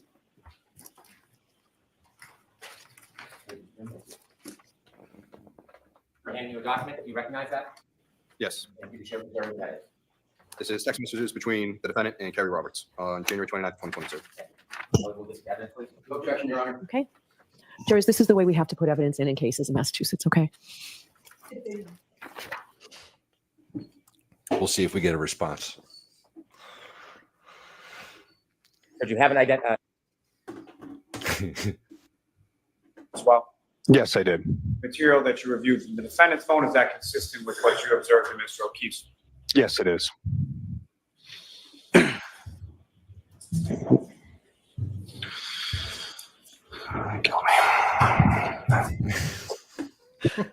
So I ask again, these people are aware this is being televised. Between Yeah. the defendant, a person by the name of Ingrid on the morning of January 29th, 2022. Yes, I did. May I approach? Yes.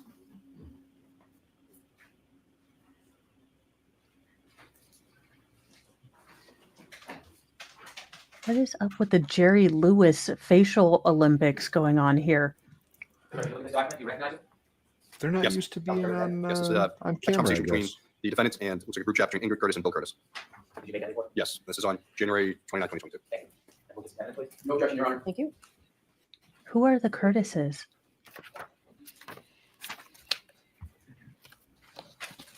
If this is a good time, if the Honor would permit. Okay. I don't What know. we're going to do is we will take our morning recess now. We'll take 2 minutes to no, see that.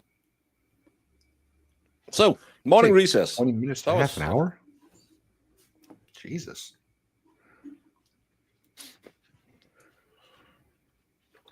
I felt like we were cooking with, gasoline. We got through a bunch of witnesses. Well, I mean, yeah, compared to the first day and the second day, we were going almost at the speed limit if it was a slow zone with a school bus in front of us. So this I is got high it. I'll speed be right back. for this case. But I think it was a it's probably because they're going to get into something right now. So instead of taking a break in half an hour where they normally take the break, he said, let's do a break now. And that's fine. That's good. But this is Trooper Garino. Mr. Garino missed 32,709 text messages between Sandra Birchmore and Trooper Nicholas Framing. I had it yesterday. I could remember it yesterday. Now I can't remember it. The man who unalived her after have been grooming her since she was 12 or 13 years old on the night where he had a baby. So he went, unalived his grooming victim and the unborn baby in her stomach, and then went to the hospital where his wife was in labor. No one in the Canton PD thought that that was suspicious or had him as a suspect. And Trooper Garino, as the greatest tech guy in the world, missed 32,709 text messages between them. Especially those where Sandra says, I'm going to tell your wife, I want you to be in my kid's life. I want you on the baby's birth certificate. Probably, Mo, if I'm just slinging out there, you're married, you have a couple of kids, and I say, well, Mo, I need your name on the birth certificate. Would that give you any concern that it could possibly ruin your life, especially when it's someone you groom since they're 12 years old? Or especially if I had been like her, ROTC, kid cop groomer, I don't think that I would appreciate that coming to light. And thankful for, this officer, he had Detective Garino being his Celebrite man. So he took a special every class. stone was unturned. Every suspicion was ignored. And didn't the officer also have a twin brother who was also possibly... Was he a twin or was he just a brother? There's 3 officers who all were named, but only one, and this is what grinds my chaffy ass, because they all participated in this. And not only those 3, in my opinion, have to preference everything, but they only got one guy so far. 3 of them got fired for inappropriate contacts with a person, but none of them, well, one of them is going to trial.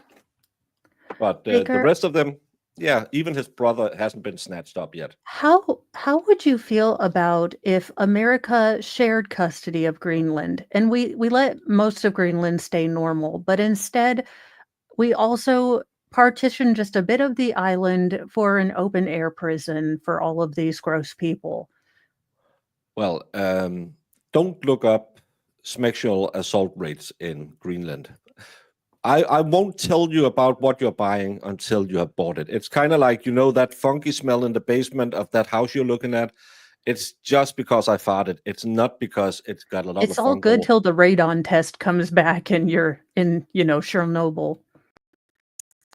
I'm just saying they are, I believe, 56,000 people on Greenland, and I think I have some of the world's highest sminsmest rates. Kentucky would call them and say, do you want a banjo? Okay. I changed the negotiations just a little bit. The entire island is an open air prison. We will not delineate. Yeah, that's it's actually quite tragic what happens in Greenland. Thank you so much, Holly Mack, going from 1 out to a positive out. Gifting 10 memberships to Megan McCarthy, Janice Mb, LV. We're all mad in here.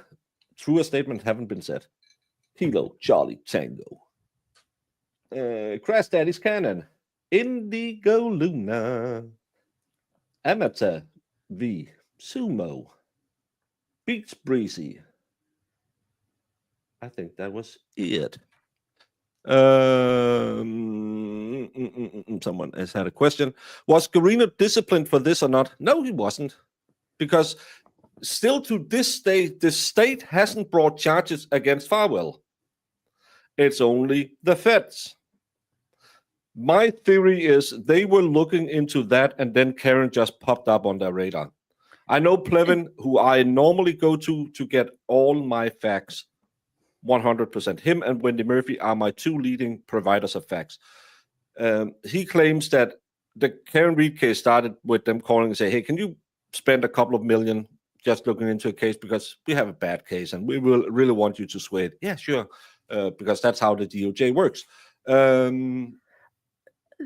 makes more sense to me. I had always wondered how the feds caught on to Karen Reed stuff, but the Birchmore case, kind of feeding into this does make more sense, because I always kind of wondered that, and I always forget to ask. Yeah, but that's my take on it. I had Missy on, we talked about it, and it seems they started around the same time, but someone has been looking at these police officers. Anyone here seen the Fox News article from yesterday? Apparently Karen Roberts is a defense witness who admitted to perjury. Yeah, I saw that.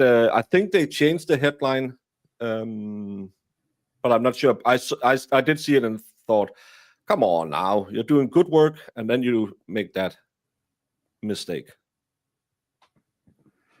Hey, Ambrosia, that's the nectar of the gods. In the Greek mythology, Mount Olympus. So I wonder if they're going to actually get into the text and how torturous Hank is going to make it. We have hired independent readers, Your Honor. What? No, we never.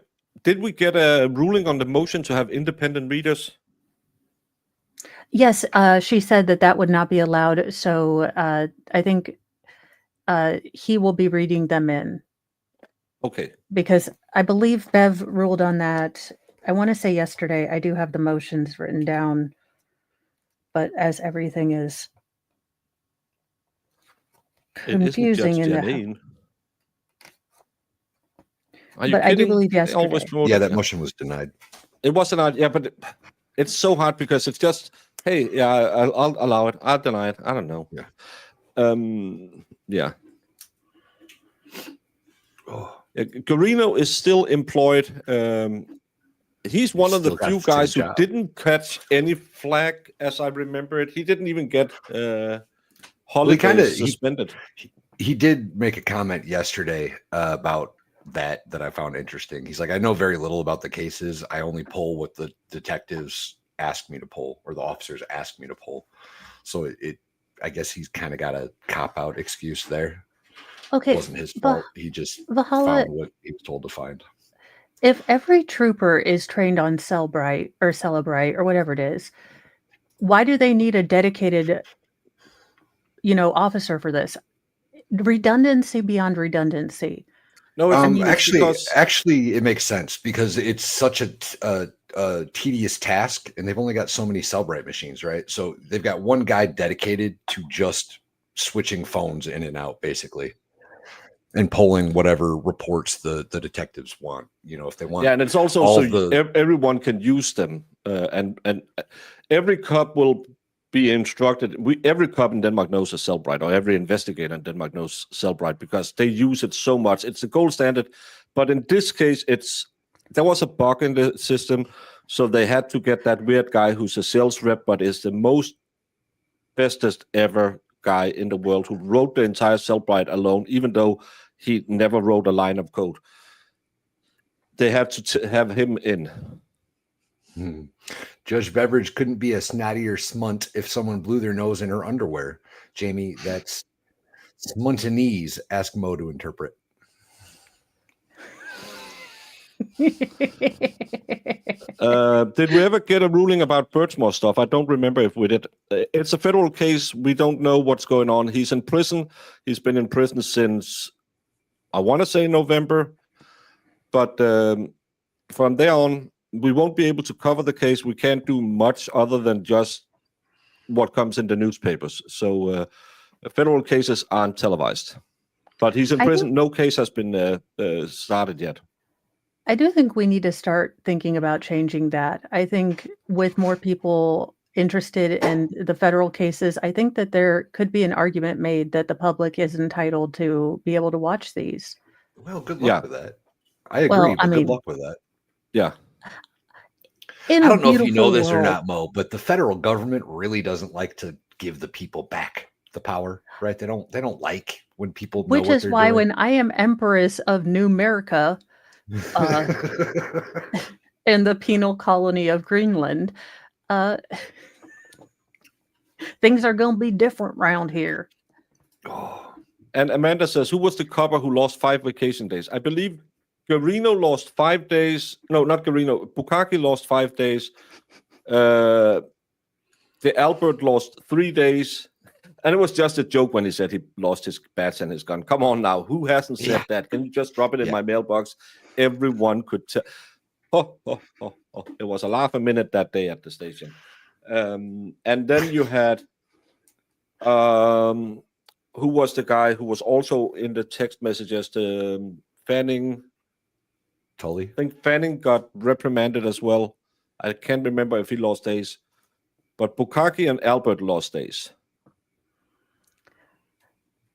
I'm kind of missing. Oh, go ahead.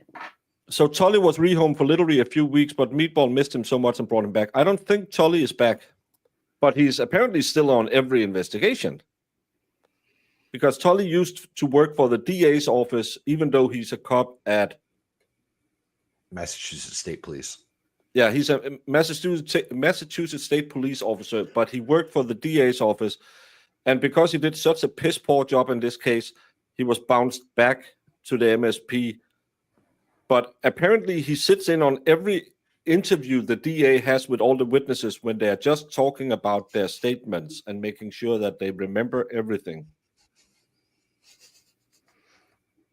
Oh, yeah, that's right. Fanning was on holiday, so he didn't lose anything because he didn't read the disparaging text messages. Thank you, Serenative. That's Did they check that with Cellbrite?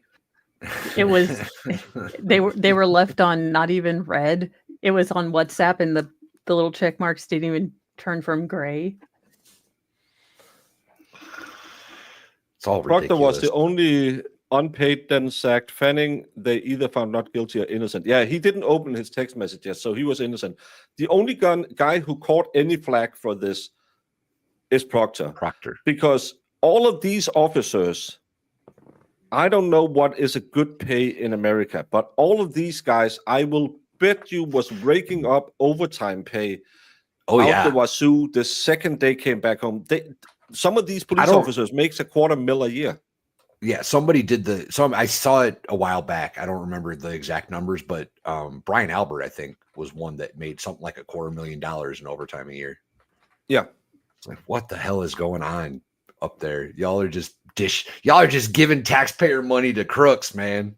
Yeah, I do. What is their closure rate, though? The amount of crimes that are actually closed with either a conviction or a plea deal? Oh, I'm sure a lot. I'm sure it's high. They just plant evidence. They make shit up. Yeah, they get convictions. That's not a hard thing to do when you're a crooked cop. Brianna, you haven't missed much this morning. Cross-examination of was as horrible as you could imagine.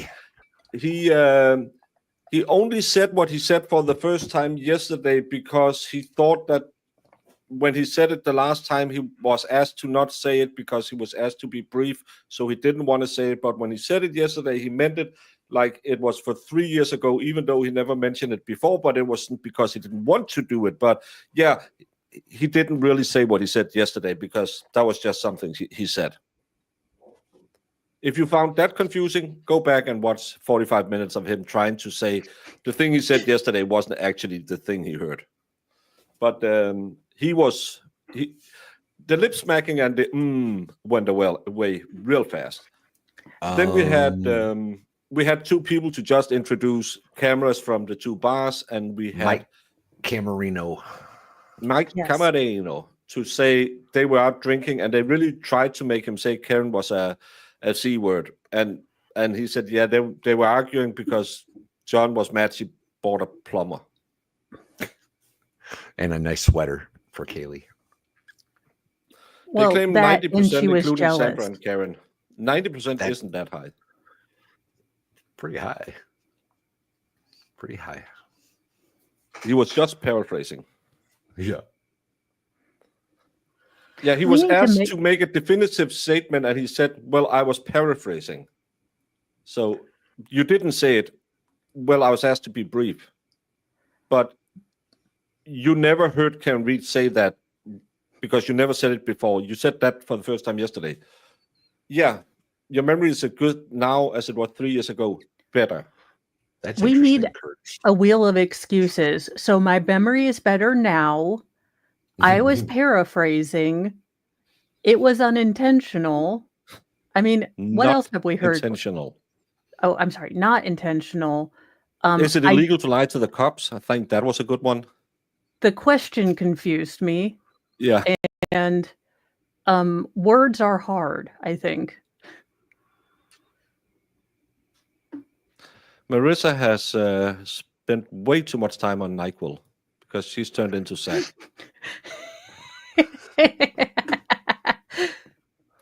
Marissa, get some tea, get some honey, get some sleep. Because you know what? Leave Marissa alone. I think she's evolving into her YouTube presence. Alone. She's evolving into her YouTube self. I appreciate it, Marissa. She's prepping. Final She's prepping form Marissa for the Tennessee trip when she's taking this nonsense over. Yeah, when we're sitting in Tennessee and we come back and everyone's saying, where's all the limericks? Where's all the dad jokes? What's this channel about? We're all gonna come back to 50,000 subscriber channels, and people are. Oh, I thought it was a comedy show. I just hope she doesn't lose my monetization again, because that was a little stressful. Yeah, that was kind of a B move of her last year. That was a rough 3 days for Valhalla. Wait, what? I'm not monetized anymore? What the hell did you do, Marissa? She probably just went in and, I can copyright strike everything. I am missing Lesko Brandon's news updates about, Karen Reed's taillight being found near the Pope Mobile. Further news and details to come. Yeah, him and Zach had some good one yesterday. I think Lesko might be mad at me. He was really trying to get me to shotgun a beer last night, and I wasn't having it. No. He's probably over at Ricardo's and see if he can get him to do it. I'm a little disappointed. Ricardo hasn't answered me yet. Well, he doesn't like you anymore. Yeah, that's true. He came back and needs, I won't say better friends, but he needs better friends. So he went by the wayside. We know who got him in trouble the last time. He went to Tennessee and some troll was actually blaming me for something the other day in Ricardo's stream. In the name of Cheetos? I was like, what the hell did I do? I didn't do anything. Hopefully. Like,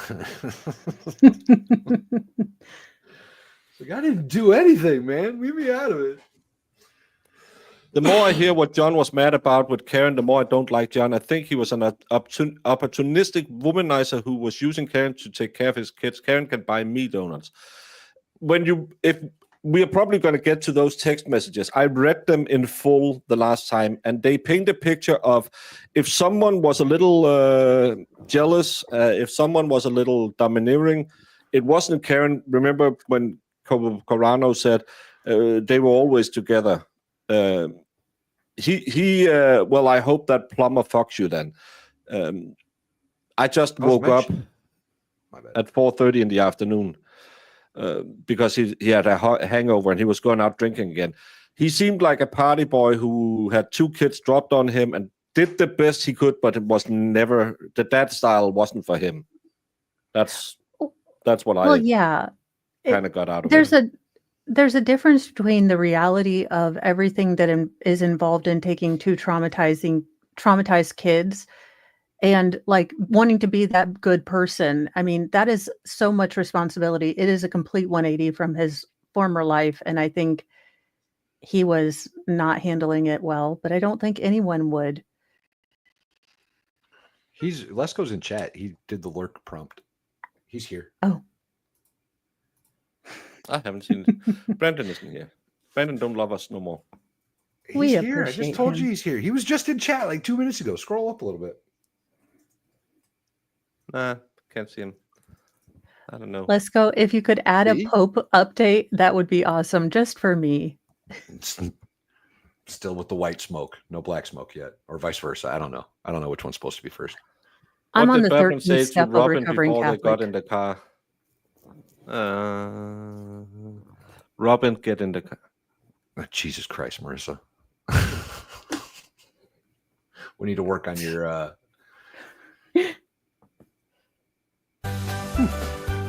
Thank you.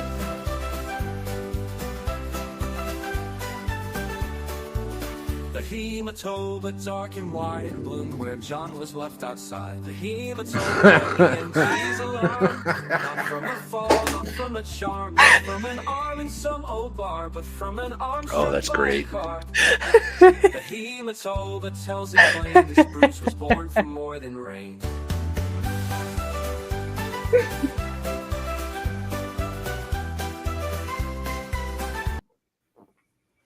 I forgot about the hematoba. The hematoba. Most wheeled excuses fund. You know, if I can find my wheel, I will pull it out and make it for tomorrow. Why did Bev take such a long break this day? Well, it's the morning break, and she said half an hour, and it's been 28 minutes. So we got about 15 left. Yeah. Yeah, we got about 30 minutes. Unverified, it is said Peggy took John to court over custody. I don't think that's unverified. I think it's verified that they had either some legal battle or at least some. They weren't on speaking terms when he passed, is the rumor. Isn't it odd that daughter wanted John to have the kids and not Peggy? No, Peggy was an old hack, and John was younger. Well, in all fairness, that seems right to me, right? Like if you've got a brother-sister situation, that's way better than your parents dumping kids on your parents again. Well, and I mean, Mr. Mo and I have talked, and, you know, we even talked to our family members, you know, like, hey, it would essentially be 3 feral boys. Would any of you be willing to take one into your home? You know, and we asked all of them because we understand the commitment, and we told our parents, you know, the reasons why we wouldn't come to them first. So I'm with Valhalla on this one. Yeah. I had that talk with my brother when I believe I had it with my brother when he had his kid, that saying, yeah, if anything, of course I'll take him. It's no problem. And that's, well, I had the same with my kid. If she couldn't handle it, I'll deal with it. It's no problem. Because that's just what you do. And I'm at an age where I can have them grow up yet and still be there. You can just see my parents passed within 5 years of each other. Everything was fine. Then my mom got sick, and then my dad died 4 years later. So, yeah. We listen to every show and greatly appreciate you all and your coverage of the case. Oh, tons of fun. Thank you so very, very much. We try to keep it light, keep it bright, keep it gay. That's from the producers, a great show that sadly is not on any Danish streaming services because I like that, Mel Brooks. But that's the rule of show business. Keep it flashy, keep it slashy, keep it gay. We are trying our best here. Hey, Hospice Jess. How you doing? I'm wearing a rainbow skirt, so kind of works. Gay is an English word for happy or funny. Oh, is it? Yeah. I thought even you Yanks spoke English. Valhalla drinking the Kool-Aid. When are you going to tell us that Turtle Boy is wrong? This, ma'am, is Code Red Mountain Dew, not Kool-Aid. This has got way more caffeine. I like Mountain Dew. I never had a Cold Red, I think. I don't think I got one last year. It's good. Oh, I love cherry. It's my go-to. It's my, you'll love it. I'll get you one. Okay. I'll get you one. We need full sugar or zero sugar? What? That's not, ew, full sugar. Why would you ever buy a caffeinated pop I said pop, fight me. That isn't full of sugar. Because I enjoyed watching my tiny Indian doctor try to back up the bus on himself, because he walked in and he's like, holy crap, I didn't recognize you. You've gotten so much thinner. I mean, you still look like you, but less fat. I mean, great. I mean, you know who you are. I mean, you've seen yourself in the, and I was just looking at him like, continue, sir. This is going swimmingly for you. That's about as good as Baker in the gym. When the one guy was like, you'd be really buff if you weren't so fat. Yeah. You're like, we do have Smiths and Bits in Discord tonight. If you like to hang out with ladies who claim they are only hanging out to do cross stitch, but in Could I reality see it's counsel just for a minute regarding scheduling, please? in reality is just hanging out to badmouth each other, and Jamie talking about, ladies, Jen can't help it. She got a serious disease called resting bitch face, while she's also quite equestrian looking in her face. So could you please not say Bucktooth McGee about her? Then you should join the Discord and stop by at 6 p.m. tonight and tell Jamie, no, I will call her Bucktooth McGee. Val, I call it pop. Why is this a big deal? Southerners call it soda or Coke. It's the We call it dumbest thing. soda I don't know water. how. I don't know how you can refer to pop as Coke. It's what kind of Coke would you like? A Mountain Dew. It doesn't make any damn sense. Valhalla, let the rage flow through you. Like when I get pissed off when people ask me if my hamburger should come with cheese. I was like, no, I said hamburger, not cheeseburger. That would indicate the lack of cheese. I like it when I order a burger and they say, do you want extra bacon on that? And I said, do you think less bacon built this temple? Right. Marissa Baker, have you doesn't want ever extra had bacon? root beer? I have had root beer twice in my life, and I think it tastes kind of like licking the toilet bowl inside a chemical factory. It's horrendous. No one should ever drink that. And everyone's saying, well, you didn't try the R&Bs or whatever it's called. Why It's did Sarah Boone's horrendous. face pop into my head when you said that? Oh, I forgot this one. I don't know, but I tried. My sister, bless her heart. When I arrived in Chicago, we went out to have some dinner, and she said, "Oh, you need this. This is really good. It's root beer." And I thought, "Hey, it's American. I'll try anything once." And it tasted like back in the day, for 1 krona, which is roughly 20 cents or something like that, you could buy like a plastic tube with 20 little chewing gum balls in it, and it was the most artificial, cheap tasting product in the whole world. And it tastes worse than that. Have you tried it with ice cream in it? Root beer Try a float. root beer I've told float. him about it. I've told him about it. He didn't seem interested, but we're going to make it happen. Do you think Lally is peed off that he's not the lead on this trial? It seems like he's sulking a little bit. I think he's peed off. He has to be there, but everyone, according to the rumor, is that everyone at the DA's office said no thank you to try this case again. That's why they spent at least $300,000 to hire Mr. Special Prosecutor Brennan. So I think he's more annoyed that he has to be there. He would rather be huffing down some Marlboro Reds and harass other people. He strikes me as a Marlboro Light kind of guy, if I'm being honest. No, I'm saying Red's no without the filter filter. He just don't he think just so. he pinches that filter off and he smokes some raw. Yeah. I think he's more like a Virginia Slim kind of guy, if I'm being honest. He's No, he's that's like- true. he's just True. got that crease in his pants that makes it look a little. Keep it happy, keep it snappy, keep it gay. Gay. He's a cools kind of guy. He likes menthol. All right, so the court, please. I like Your menthol. attention. Valhalla like menthol.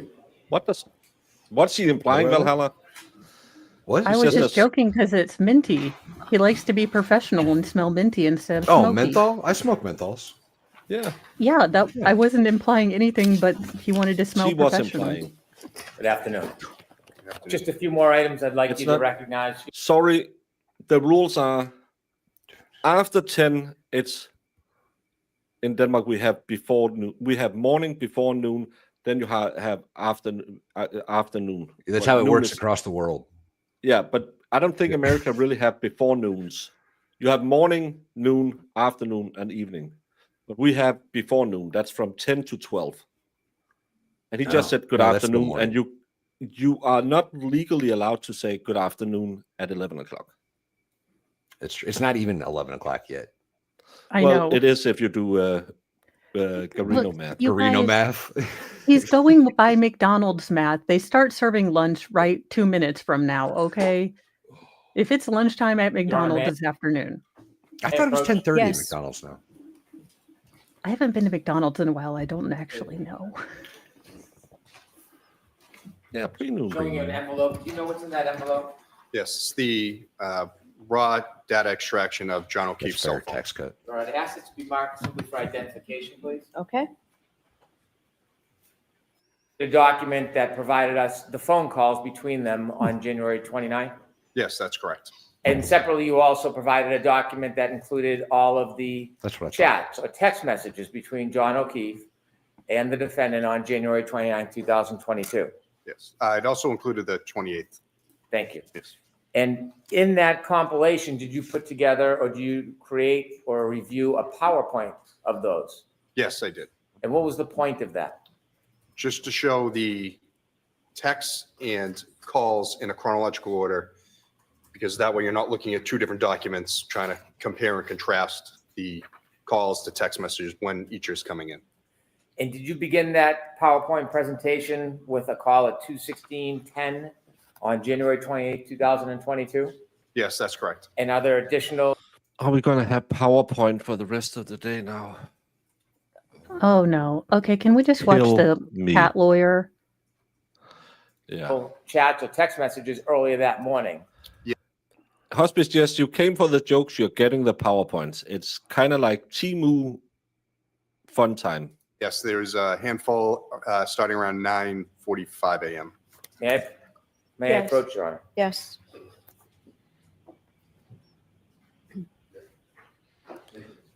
No hot mics. Handing you a folder, sir. Could you take a look at it? Let's know if you recognize what's in it. Yes. So this is the bulk of this is the PowerPoint calls and text messages, and at the beginning, there's the messages from before 2:16 in the morning. I'd like to introduce this as an exhibit, Your Honor. Okay. No objection, Your Honor. Great, thank you. Oh, it's going to be Alessi who's crossing him. That's good. Court permission, I'd ask the witness to read the text message. Yeah, he's been doing all the objections. And then we begin the PowerPoint presentation. Okay. Thank you, Your Honor. Do you have a hard copy of those for me? It was provided. I'll see if you have another copy. If you don't. Do you have a? All right, I have, it's in here, the pre-morning hours. The ones that we discussed at Sidebar. If you don't have them, The defense has a copy for you, Your Honor. thank you. Got it? I'm sorry. Thank you, Ms. Mc. Because the state really wants you to see them. So that's. And they have to provide it in Massachusetts to write it into the record. It's stupid, but that's sadly Massachusetts.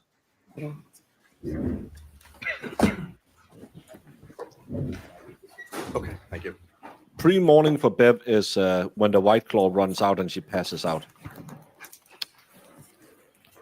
Life goals. May we begin, Your Honor? Please. Could you first read the text messages from that morning to the jury? Yes. Apologize if I misspell things or state things. Start time. All right. Okay. It's a little different than the format I had before. All right. This is Why is it different than the format? You just introduced this evidence. Well, remember this one has the emojis, and didn't they make it so it looks more like text messages? No. This guy was just asked if this is a compilation PowerPoint of the evidence. And he said, Yes, ma'am, sir. This is coming in via him. And then he says it's a different format. It reminds me of last year. Did you put is this the envelope you put the, I've never seen this before. Okay, let's show it. He clearly said that so the state made these and it's not his. Then we should have Lally or McLaughlin up there saying, yeah, I made this. Because if there's a mistake now, it's his sorry ass on it. From Karen Reed to John O'Keefe, you have really hurt me this time. This was sent at 9:49, 20 seconds a.m. on the 28th. From John O'Keefe to the defendant, I'm sorry, this has been an issue with me for 8 years. It physically hurts me to see everyone else in their life do things for them, and I'm forced to always be the bad guy. This is sent at 10:02, 56 a.m. on the 28th. From the defendant to John O'Keefe, I'm not the same as everyone else. Most of the time I try to do what is healthy/smart for them. More importantly, I try to support you in what you need. You just lashed out at me and said terrible things. I don't know how you've gotten to this point. Did you notice what John O'Keefe just told? For the last 8 years, when he had the kids, everyone has done this to me. Maybe that's why they don't want to show it. But Karen Reed is actually saying, I am not like the assholes in your family. Yeah. And it also, that's part of being a parent. That is the weird dichotomy, the change in the relationship when you go from being the fun uncle to the parent. Yeah, I'm sure he's grieving the loss of that relationship where he gets to be, the fun uncle who doesn't have to say no. But that's called being a parent. Yeah, but again, what these texts are implying, and I didn't catch this the first time, is that John O'Keefe's family is also doing exactly the same thing he yelled at Karen for because they don't accept his new role as a father. And why is Bev saying Garino can stand? Does he have an injury? Allegedly, he has some kind of leg injury, but Aiden saw him outside of court and he was walking just fine. Maybe he did an MG and pulled his groin. Point with me when I'm just trying my hardest. You made your point and continue to beat me down. I have a lot going on too. Physically, I'm falling apart and trying to get answers and help. 10:09:49 a.m. on the 28th. From the defendant to John O'Keefe. I am just your girlfriend. I am not a perfect parent. I'm trying very hard and sometimes treat them nothing like I used to. 10:46 a.m. on the 28th. From John O'Keefe to the defendant. I know. No, this is on the defense to get that in. That this is actually about the family not treating him well. And Karen is sitting there saying, I want to be the best I can be for you. I'm sorry for lashing out. I'm just hurting and struggle daily with them. Always feel like I'm failing at this parenting thing. I wasn't built for this. 10:12 a.m. on the 28th. The defendant to John O'Keefe. Kaylee isn't perfect, but everything wonderful about her is because of you. 12:21:36 p.m. on the 28th.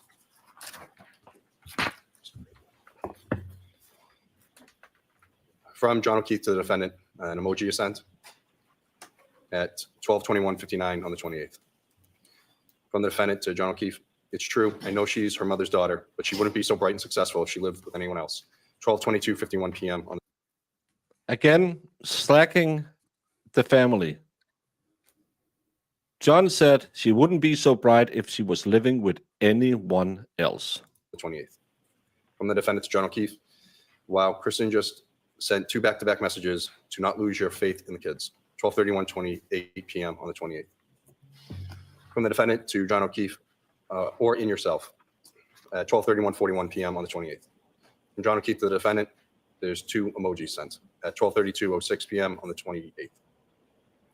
From the defendant to John O'Keefe, no, and there's 2 emojis. Life can pick you up sometimes. Please be happy with them and put away your frustrations for the rest of the day. And be so proud of yourself, JJ. And that's 12:33:35 p.m. on the 28th. From John O'Keefe to the defendant, that's what bothers me more than anything. Should have sent Peg's or Sarah's W-2s. We are all equal guardians. 1:18:21 p.m. on the 28th. And thank you so much, Stringer Bell, for buying me a coffee and saying, it's been hard finding a new channel. I was a diehard Vices supporter And I'm glad Jeff introduced me to your channel. You and Valhalla are great together. Thank you so much. Mo, you're okay. Hey, well, I try. From the defendant to John O'Keefe, maybe you can call someone. 1:21:55 p.m. on the 28th. From John O'Keefe to the defendant, like who? 1:46:42 p.m. on the 28th. From John O'Keefe to the defendant, what time are you coming here?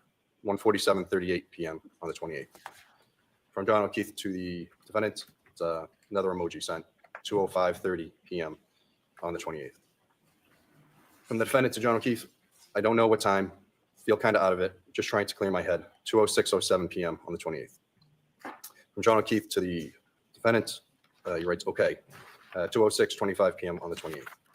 From the defendant to John O'Keefe, text me when you guys settle in later, 2:06:44 p.m. on the 28th. From John O'Keefe to the defendant, sure, 2:06:58 p.m. on the 28th. From the defendant to, oh, no, it's cut off here, sir. May I approach, Your Honor? Yes. That must be where the, so, Sorry. Helpful if I take it out of the binder. I believe it, yeah, it goes to the next one, so I'll start. Yeah, sorry. I almost wonder if they wanted an independent reader because Court's Garino permission, didn't we'll want to do this. begin the PowerPoint? Yes. Yeah. Oh, now we're going to see the PowerPoint it just showed. The phone call is technologies. We'll start with the first slide. This is from the defendant to John O'Keefe. I feel pretty shitty about how this morning went down. I know you said sorry, but it really stung, especially when I've been trying pretty hard lately. I feel like a loser turning around, just coming back over after everything you said. 2:16:10 p.m. on the 28th.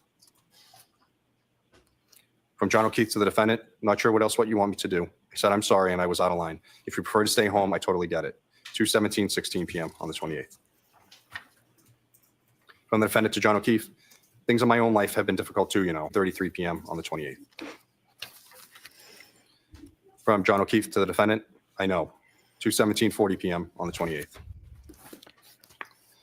At 2:17:45 p.m., the defendant calls John. The phone call is answered and they speak for 2 minutes, 22 seconds. 2:23:02 p.m., the defendant calls John.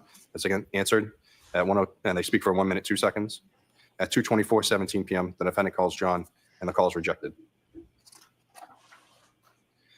From the defendant to John O'Keefe, tell me if you're interested in someone else. Can't think of any other reason you've been like this.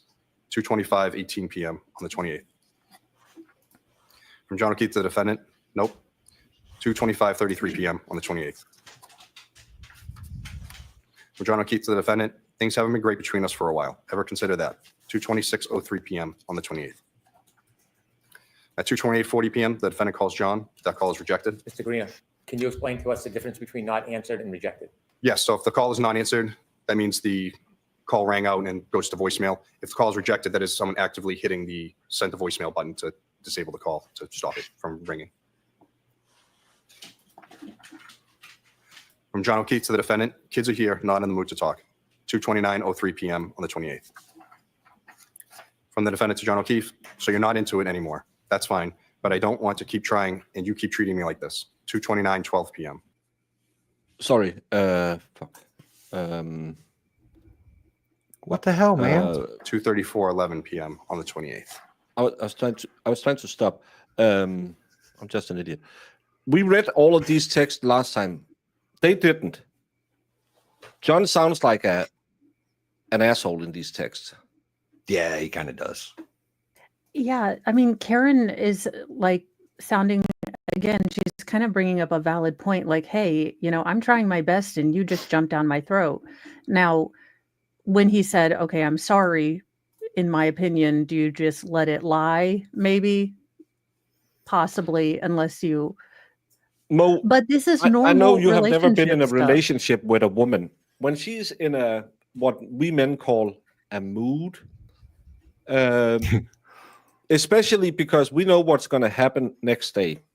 Around that time of the month, we stock up on Ferrero Rocher and Kleenex because we know. Or chocolate. Ferrero Rocher is chocolate.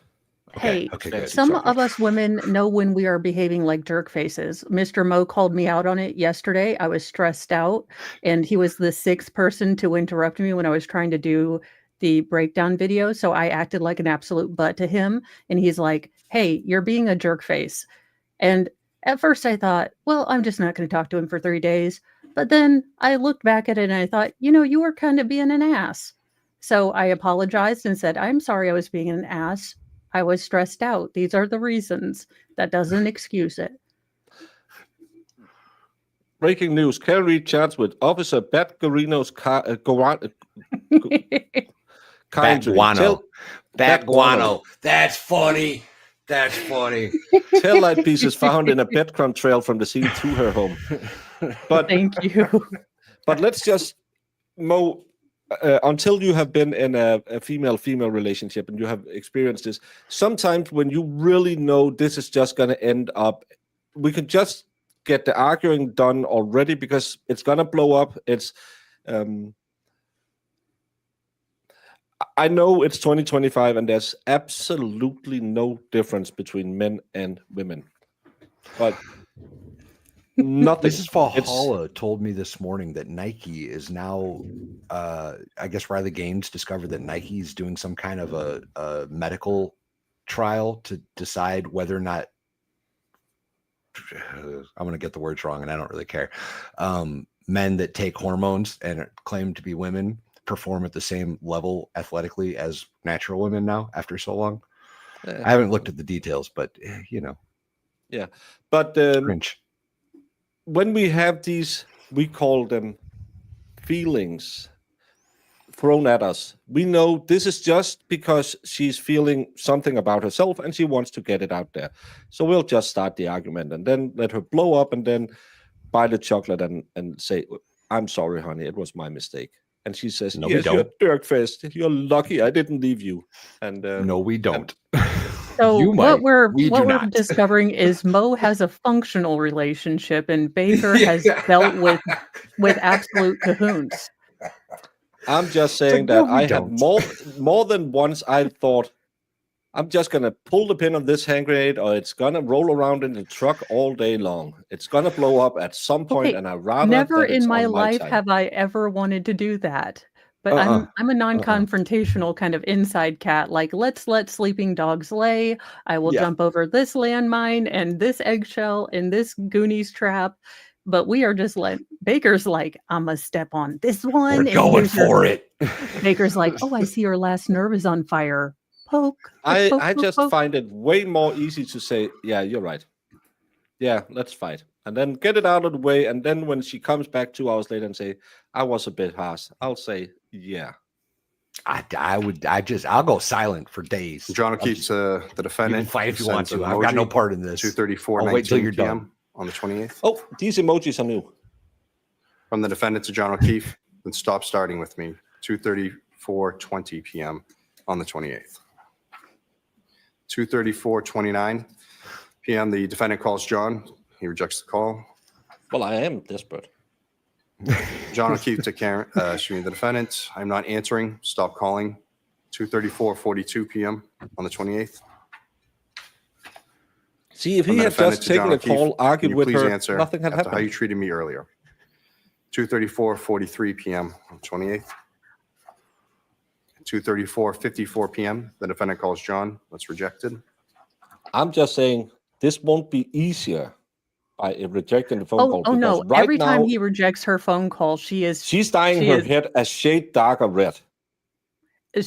Look, yeah, because it is on like Donkey Kong when you get home. So maybe Baker's right. Preemptively take that pin out of John the O'Keefe grenade. to the defendant. Kaylee is right here. 2:35:02 p.m. on the 28th. The defendant to John O'Keefe. You start a rager with me out of nowhere and then tell me you're sick of fighting with me. 2:35:41 p.m. on the 28th. The defendant to John O'Keefe. I'm going to grab a drink in a bit. 2:38:14 p.m. on the 28th. 2:38:42 p.m. The defendant calls John. That call is rejected. The defendant to John O'Keefe. Can you please answer? 2:38:52 p.m. on the 28th. From John O'Keefe to the defendant. No, Karen. Not sure why you need to announce that you're going. Not sure why you need to announce that you're grabbing a drink, but have fun. 2:39:46 p.m. on the 28th. From the defendant to John O'Keefe, seeing if you want to meet me later, 2:40:22 p.m. on the 28th. From the defendant to John O'Keefe, can you please call me? 2:40:32 p.m. on the 28th. From John O'Keefe to the defendant, have to take them to the doctor. He has practice. 2:40:55 p.m. on the 28th. From the defendant to John O'Keefe, yeah, 5 minutes. It's never 5 minutes. 2:41:17 p.m. on the 28th. Could she be calling him about the plumber? At 2:43:01 p.m., the defendant calls John. No, she's calling because he yelled at her this morning and she didn't feel appreciated, and she wants him to know that. This is so high school, it's exhausting. Yeah. It's not answered. At 2:43:45 p.m., the defendant calls John. The call is rejected. John O'Keefe to the defendant, my father just walked in. 2:43:58 p.m. on the 28th. The defendant to John O'Keefe, okay, can you please call me for 2 minutes? 2:44:14 p.m. on the 28th. John O'Keefe to the defendant, not right now. 2:44:23 p.m. on the 28th.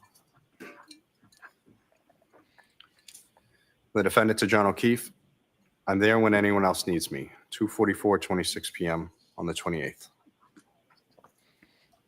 At 2:45:32 p.m., the defendant calls John. The call is rejected. The defendant calls Mr. O'Keefe. Yes, John, you gave me utter grief this morning. I'd like you to call me for a minute. 2:46:16 p.m. on the 28th.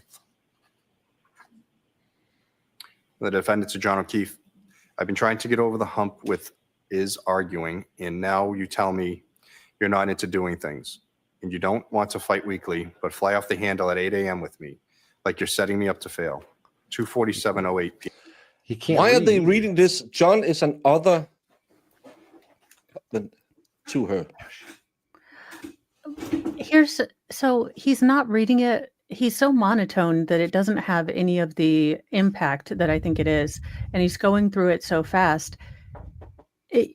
John is not being painted very well here. I read the text. He's not a good guy. I said this the last time. I know he's passed away. I read all of these, and reading this, because last time they only read like every sixth of them. I read every one of them to have it in context, and he's an asshole. Baker, in the last trial, why were there texts where they didn't have it up on the screen? The ones where they were reading about, she's so bright because of you. You've done a great job. 8 years. I didn't see them. I can't remember we heard them the last time. I don't remember those from the first one either. And I went back into the Discord where we have all the documentations that just painstakingly clips from screenshots. They're not there. I've never heard those before. This is a woman who really want to figure out, is this going to last? I don't want to spend more time on it. And he's just, I don't know. He's checked out, definitely. He's checked out, but he needs her to take care of certain needs. PM on the 28th. The defendant to John O'Keefe, I've been dealing with my own personal crisis over things I have zero control over. I'd like to lean on you too sometimes. Instead, I just hear everything I've done wrong. 2:48:34 p.m. on the 28th. At 2:56 p.m., the defendant calls John. The call is rejected. At 2:51:13 p.m., the defendant calls John. It's rejected. 2:52:37 p.m., John calls the defendant. It's not answered. At 2:53:56, the defendant calls John. Again, not answered. The defendant, John O'Keefe, you seriously cannot pick up the phone for 2 seconds. 2:54:13 p.m. 2:58:05 p.m., the defendant calls John. It's rejected.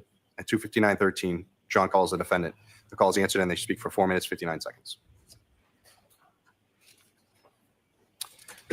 From the defendant to John O'Keefe, why don't you meet me at Hillside at 4:30/5, 3:08:55 p.m. John O'Keefe to the defendant sends an emoji at 3:10:08 p.m. on the 28th. He's really fond of that emoji. From the defendant to John O'Keefe, or whenever you get everyone settled, 3:10:35 p.m. on the 28th. I'll just let this stand on the screen. You can contact Zach with your opinion.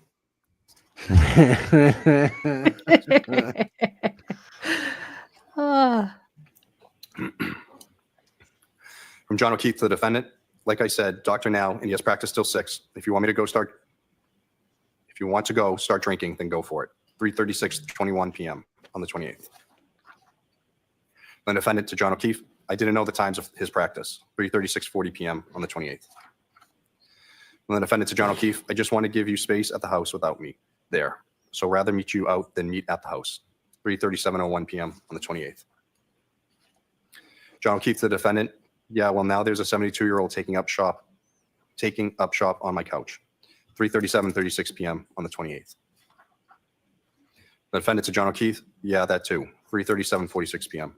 28th. From the defendant to John O'Keefe. Is he going to Collins? 3:38:23 p.m. on the 28th. John O'Keefe to the defendant. Not tonight. 3:38:32 p.m. on the 28th. From the defendant to John O'Keefe. So do you plan on going out tonight? 3:39:01 p.m. on the 28th. From John O'Keefe to the defendant. Karen, I don't know. 3:39:17 p.m. on the 28th. John O'Keefe to the defendant. You're like jonesing to drink, so go. 3:39:43 p.m. on the 28th. Okay. From the defendant to Can John you O'Keefe. pause it, Baker? Okay, well, after how this morning went down, I don't think I need. Are there texts he's not reading? Because as far as I can tell, Karen only mentioned a drink once. So why does he keep bringing up the drinking?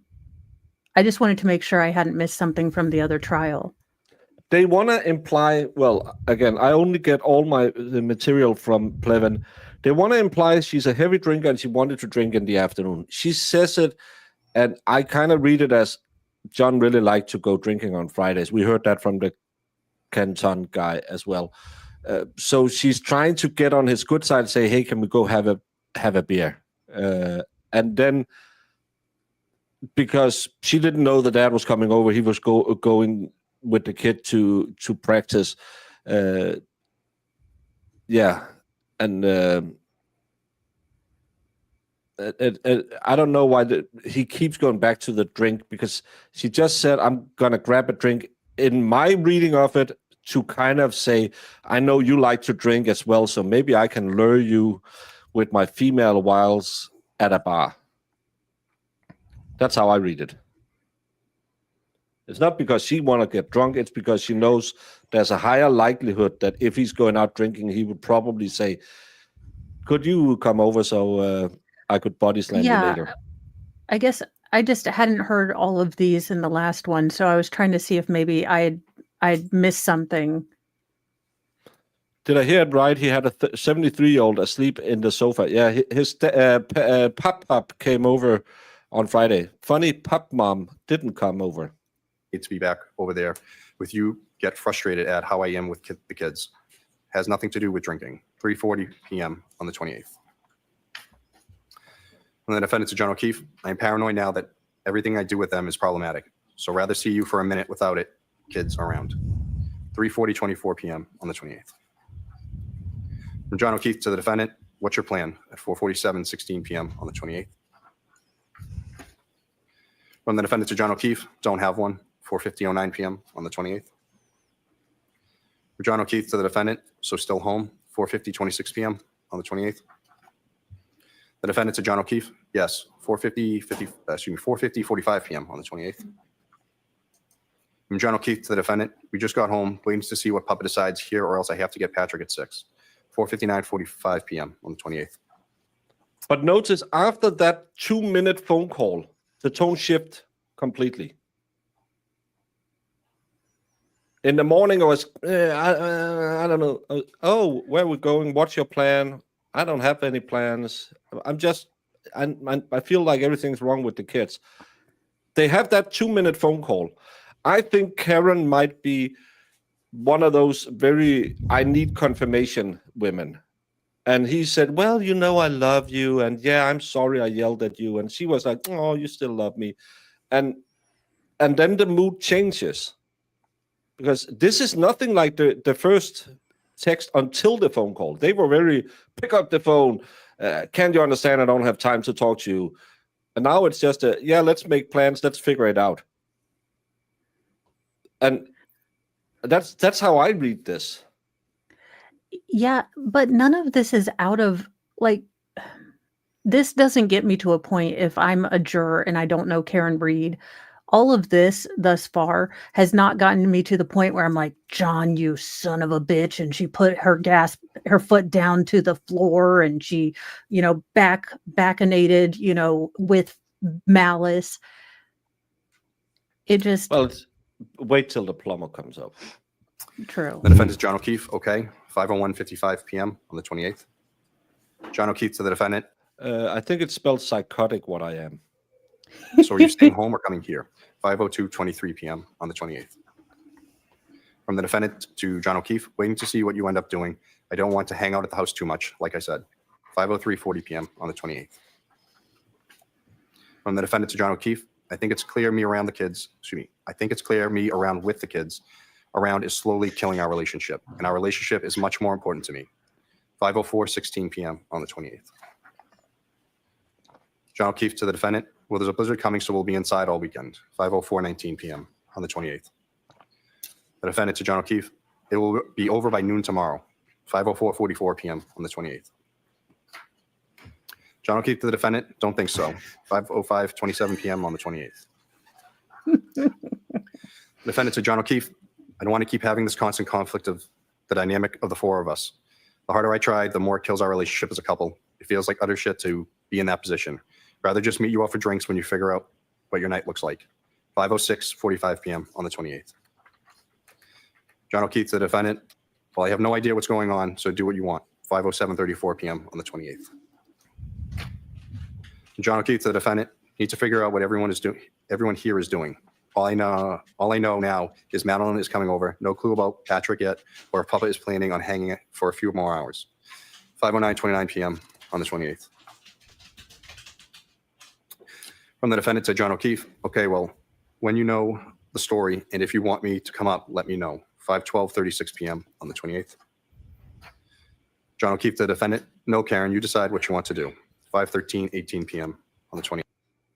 She just told you, figure out if we're going to the pub or we're going to the house. If we're staying at the house because you yell at me, because you don't like the way I treat the kids, I won't come. If we're going out partying and you don't have the kids around and you act more like a boyfriend than an angry dad, I'll come. She already told you, bro.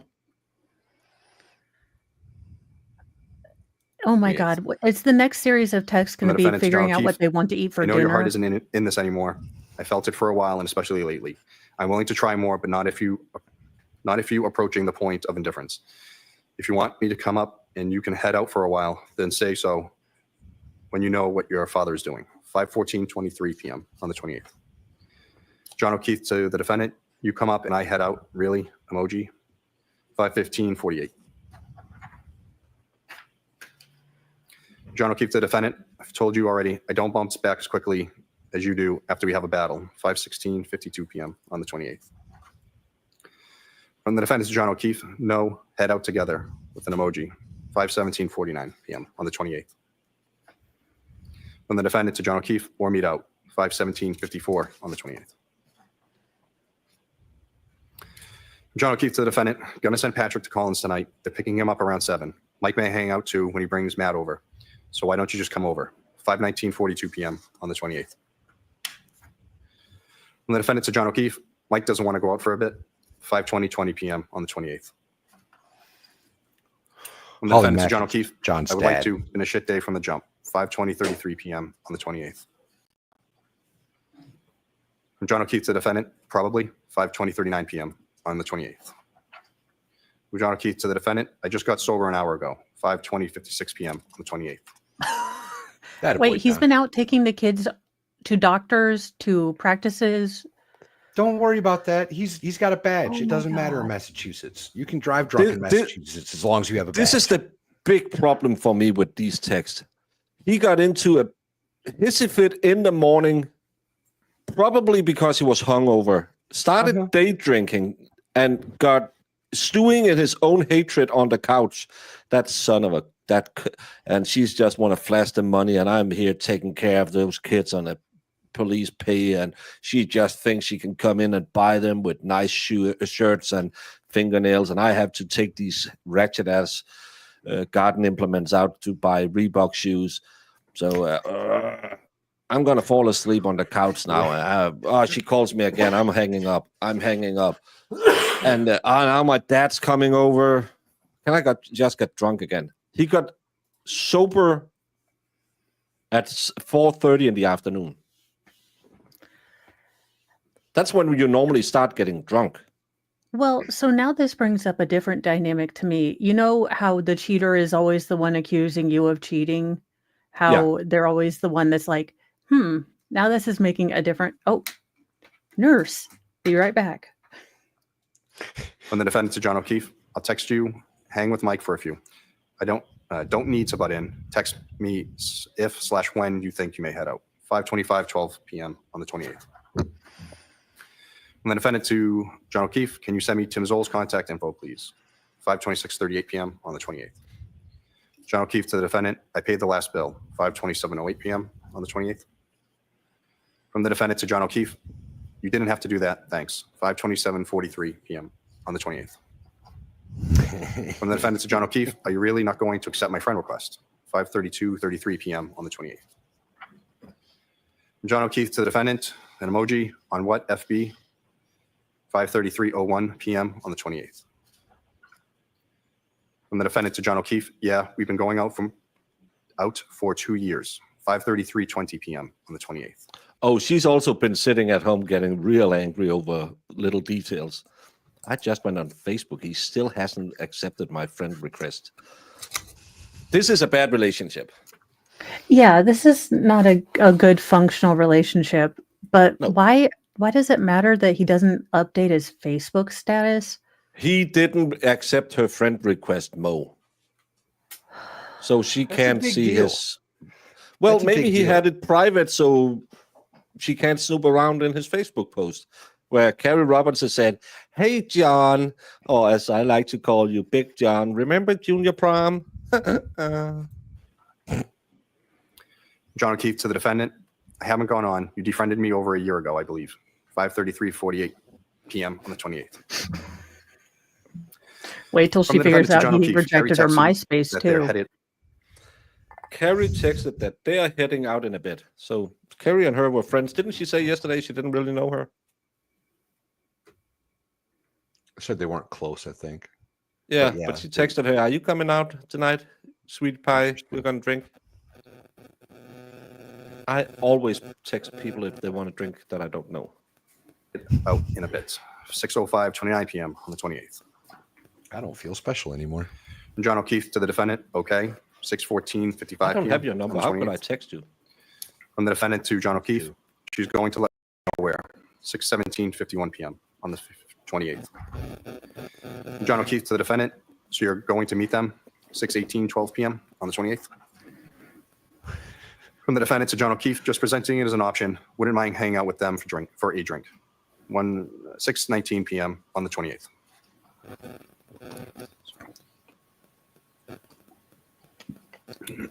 Different, Carrie. Thank you. From the defendant to John O'Keefe, is face. Mike over? 6:27:26 p.m. on the 28th. From John O'Keefe to the defendant, yes.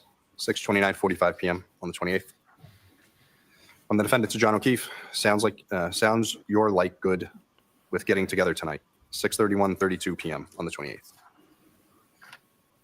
From the defendant to John O'Keefe, was hoping after this morning you'd be interested in smoothing things over with me. 6:32:24 p.m. Lady, this is called Let It Lie. Not again. It's getting me anxious because I hate confrontation, and her just continuing to peck at it and peck at it and peck at it is like, why? Why are you doing this? You are not going to get a different response. What are you doing? On the 28th. John O'Keefe to the defendant, told you to come over, but you insisted on meeting me out somewhere. 6:33:44 p.m. on the 28th. From the defendant to John O'Keefe, Mike is a little off with me for a while now. I've said that multiple times. 6:34:34 p.m. on the 28th. From John O'Keefe to Karen, the defendant, time to get over it, Karen. He's fine. He was fine the other night when he came by. 6:38:09 p.m. on the 28th. Was that Mike Carano? From the defendant to John O'Keefe. Mike Roberts. See how easy all of this could have been done. Thank you, Brendan. Yeah, I wouldn't mind hanging out with other people, like another female too. 6:39:09 p.m. on the 28th. From John O'Keefe to the defendant, where are you meeting them? 6:39:28 p.m. on the 28th.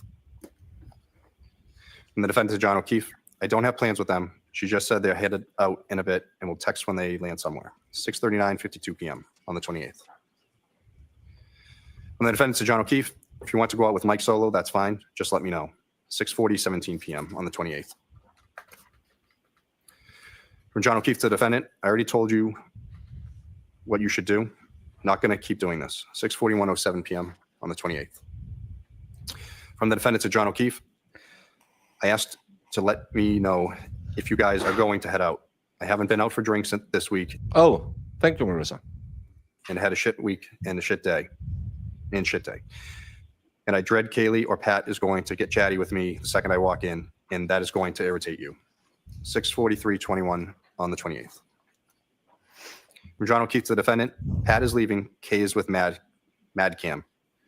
6:44:02 p.m. on the 28th. Camerano.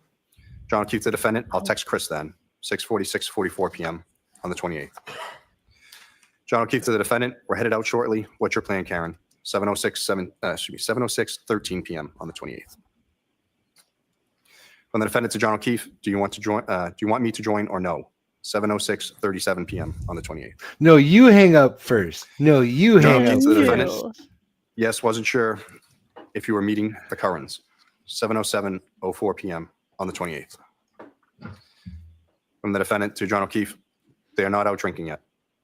7:07:40 p.m. on the 28th. From the defendant to John O'Keefe, where are you headed? 7:09:22 p.m. on the 28th. John O'Keefe to the defendant, trying to decide maybe McCarthy's. 7:14:48 p.m. on the 28th.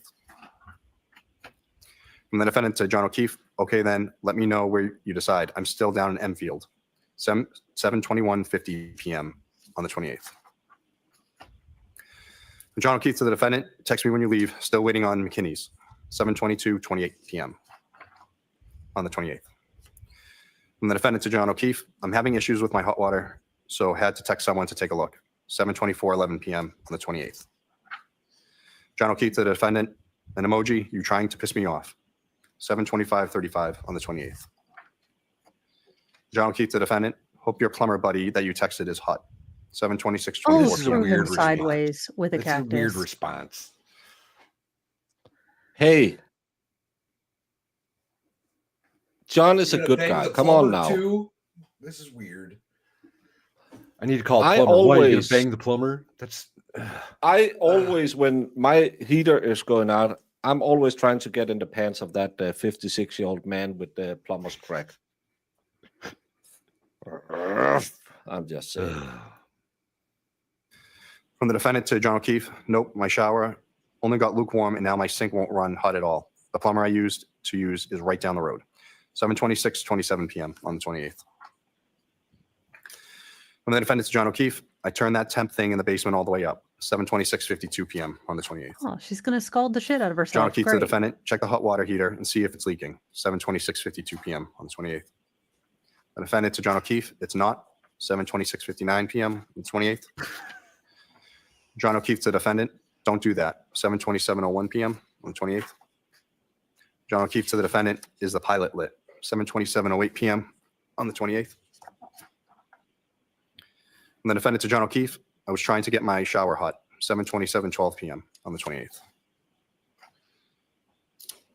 From the defendant to John O'Keefe, yes. 7:27:14 p.m. on the 28th. From John O'Keefe to the defendant, don't turn it up. Don't turn it all the way up. 7:27:26 p.m. on the 28th. John O'Keefe to the defendant, it will burn out. 7:27:32 p.m. on the 28th. From the defendant to John O'Keefe, I had this issue twice before and it wasn't a disaster. I just can't remember what the cause was. 7:27:41 on the 28th. From John O'Keefe to the defendant, Just turn it back to where it was and get over here. 7:28:08 p.m. on the 28th. In Plevin's book, she is already at his house, and she then goes to see if McCarthy stand outside in the rain and text him, "Can I please come in, sir?" That's not what happened, Plevin. From the defendant to John O'Keefe, I don't want to come home in a blizzard and then really be up shit creek. 7:28:53 p.m. on the 28th. No hot water. John O'Keefe to the defendant, so you're going home tonight. 7:29:18 p.m. on the 28th. From the defendant to John O'Keefe, or tomorrow or whenever. I've had a chill all day since my shower. 7:29:40. There's no new there. He put in a word that's not there. He's done that several I've times. had a chill all day since my shower. 7:29:45 p.m. on the 28th. From John O'Keefe to the defendant, it's going to snow all day tomorrow. No driving. 7:30:05 p.m. on the 28th. From John O'Keefe to the defendant, we're headed to McCarthy's. 7:41:29 p.m. on the 28th. From the defendant to John O'Keefe, okay, let me know if you end up leaving. 7:41:57 p.m. on the 28th. From John O'Keefe to the defendant, why? Now you're not coming. 7:42:27 p.m. on the 28th. From the defendant to John O'Keefe, I'm waiting for the plumber. I actually think he's in the driveway. 7:42:56 p.m. on the 28th. From John O'Keefe to the defendant, we're taking Mike's car, so I'm relying on you for a ride home if he leaves. 7:43:10 p.m. on the 28th. From the defendant to John O'Keefe, he's not going home after. 7:43:27 p.m. on the 28th. John O'Keefe to the defendant, 8 o'clock on a Friday, emoji. 7:43:31 p.m. on the 28th. John O'Keefe to the defendant, he may have to get Michael. 7:43:46 p.m. on the 28th. John O'Keefe to the defendant, you have a plumber coming over at 8. Knowing me and Papa could have handled it. Good luck. 7:44:36 p.m. on the 28th. From the defendant to John O'Keefe, I have always told you I will not put either of you out of your way the way everyone else in your life does. I knew it wasn't working right when you were at the doctor's with Kaylee, and I knew neither of you could get here. And this guy, Richie, fixed it the last time, whatever it was. He was supposed to be here at 5, 7:48:01 p.m. on the 28th. Again, Like the text read earlier, that's not on the screenshots. I've been conferring with Jess in the background. We don't have those texts. None of us have ever heard those before. There's a clear dynamic in that family.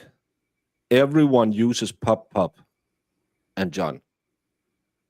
They are just doormats for Peggy.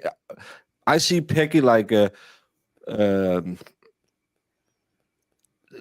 old matron of the family who will just you do this, you do that, and that's combined with her demeanor yesterday about her husband on the stand. You can tell she's a C word, and I bet you that Paul was, oh, he's your baby brother, you have to take care of him. Oh, he got into an accident while he was drunk, and Karen paid his bail money, but I don't like her. Yeah, these are not, I don't know what the state is wanting to garner out of these, but these are not painting John in a very sympathetic light.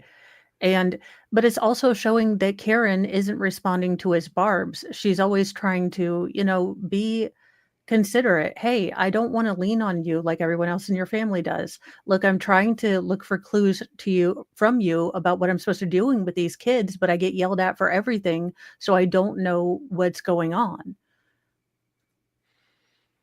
Yeah, and John doesn't, again, sympathy for the victim and his death, but he doesn't come off as a good guy in these texts. I don't know why they read them the last time, and they didn't even read all of them the last time. Now they read all of them. He seems even worse. But what is even worse is John's family. Karen is the one saying, I don't want to put pressure on you and Pop like everyone else. Tammy Fayette gifted a Valhalla Awaits membership. Thank you and congratulations to Sweet Tea 941. You now have great emojis like Fluffy.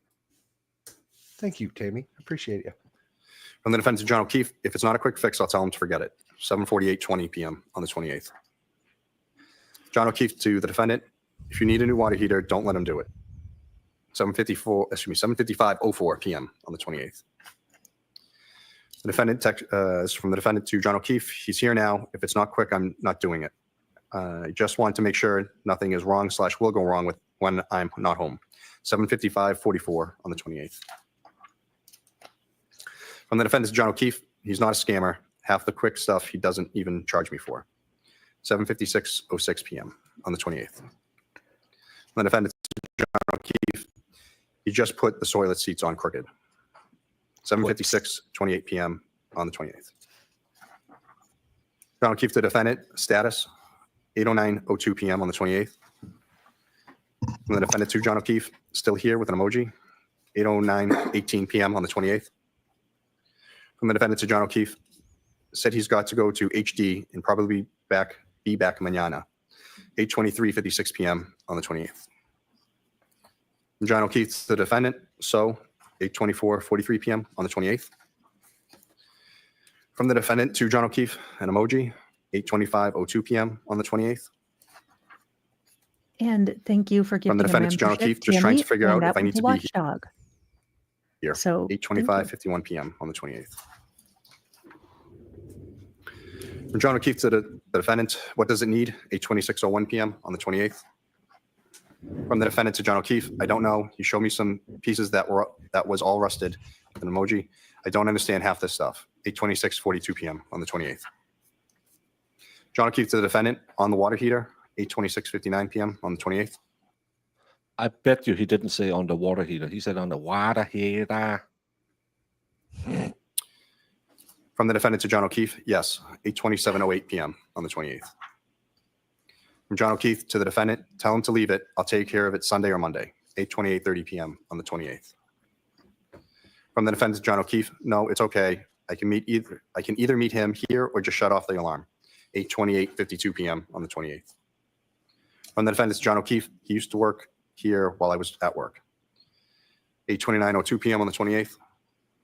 From John O'Keefe to the defendant, does he realize it will be whiteout conditions tomorrow a.m., 8:29:32 p.m. on the 28th. From the defendant to John O'Keefe, yeah, but he lives right down the road, 8:29:47 p.m. on the 28th. From John O'Keefe to the defendant, Karen, this storm is going to be intense. Can't drive, 8:30:19 p.m. on the 28th. From the defendant to John O'Keefe, okay, well, if he can't, he... But you want her to drive up to you so she can drive you home, your drunk ass home. Thank you so much, Tammy Fayette, for gifting a membership to Karen Barrows, who will now have the Sue emoji. Can't. 8:36 p.m. on the 28th. John O'Keefe to the defendant, I'll do it Monday, 8:56 p.m. on the 28th. From the defendant to John O'Keefe, I better not still have this problem on Monday, 8:31:22 p.m. on the 28th. From John O'Keefe to the defendant, you plan on being there, 8:31:43 p.m. on the 28th. From the defendant to John O'Keefe, I'd to know I can take a hot shower. They're here if I need to, 8:32:14 p.m. on the 28th. Figured you'd be, from John O'Keefe to the defendant, figured you'd be in Canton until Monday, 8:32:32 p.m. on the 28th. From John O'Keefe to the defendant, I'm getting off my phone. Let me know what you're doing. So now, Karen, make up your mind. Karen, decide what you're going to do. She has, though. She did decide. She told him that she wasn't going to stay at the house. Yeah. But now he decides that she has to stay in Canton till Monday. Yeah, he just figured. He didn't really tell her or anything. He just figured she'd be there till Monday. I thought you'll be here all weekend.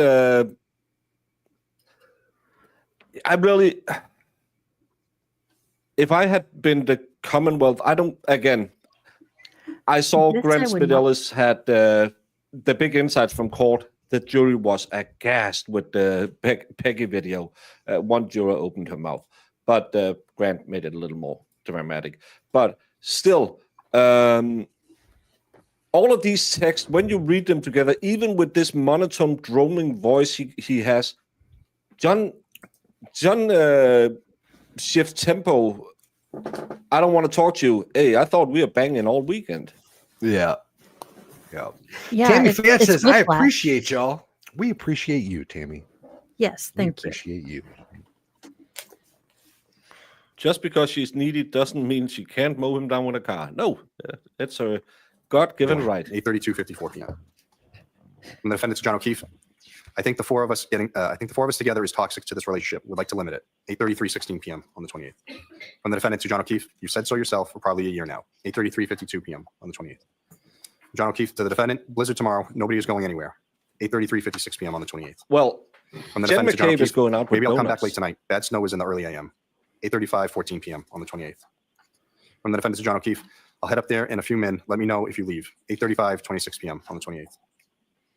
John O'Keefe to the defendant, an emoji. He says, sure. 8:35, 34 p.m. on the 28th. And that was the last Is that of them. the only emoji he ever uses? Yeah, it's annoying the heck out of me that he's just using the. He's because a it doesn't fit in girl. what he's replying to. Okay, thank you, Aaron. So that presentation is a compilation of text messages and phone calls between John O'Keefe and the defendant on January 28, 2022. Yes, that was. Aside from that compilation, are there other text messages and phone calls that you've reviewed between John O'Keefe and the defendant that evening, January 28, 2002, going into past midnight, January 29, 2022? Yes, there's more text messages. And those text messages and phone calls, are they a separate compilation from this? And thank you, Yes, that's Nick. Getting nervous here. Will we ever find out what the weather was really like and who shoveled the snow at the fire station? That was the point of the first trial, right? Yes, it was. And I wasn't paying attention on that day. So I am waiting to figure out if it was snowing, if it was flurrying, when the ground turned into concrete. Thank you, Tammy. Oh, and y'all are awesome sauce. Yes. Spread the awesome sauce revolution. That's what Nick and my ancestors used to do. Correct. At this time, I'd ask us to release Trooper Garino and recall him at a later date. Yes, all right. There's no objection, Mr. Leslie, correct? No objection, subject to prevent. Yes, all right. Thank you very much, Trooper. We'll see you. Thank you, Aaron. Oh, we're getting a new video. Getting Is more this the time for videos. me to see counsel at sidebar? Okay. Yes. You're on. Yes. 4, and not 4 that I completed either. I didn't drink maybe more than a few sips at the waterfall. And 4 drinks you felt fine to drive? Yep. Clip 8, please. What? When you walked out of the bar, how many drinks had you had? I had probably about 4, and not 4 that I completed either. I didn't drink maybe more than a few sips at the waterfall. And 4 drinks you felt fine to drive? Yep. Clip 8, please.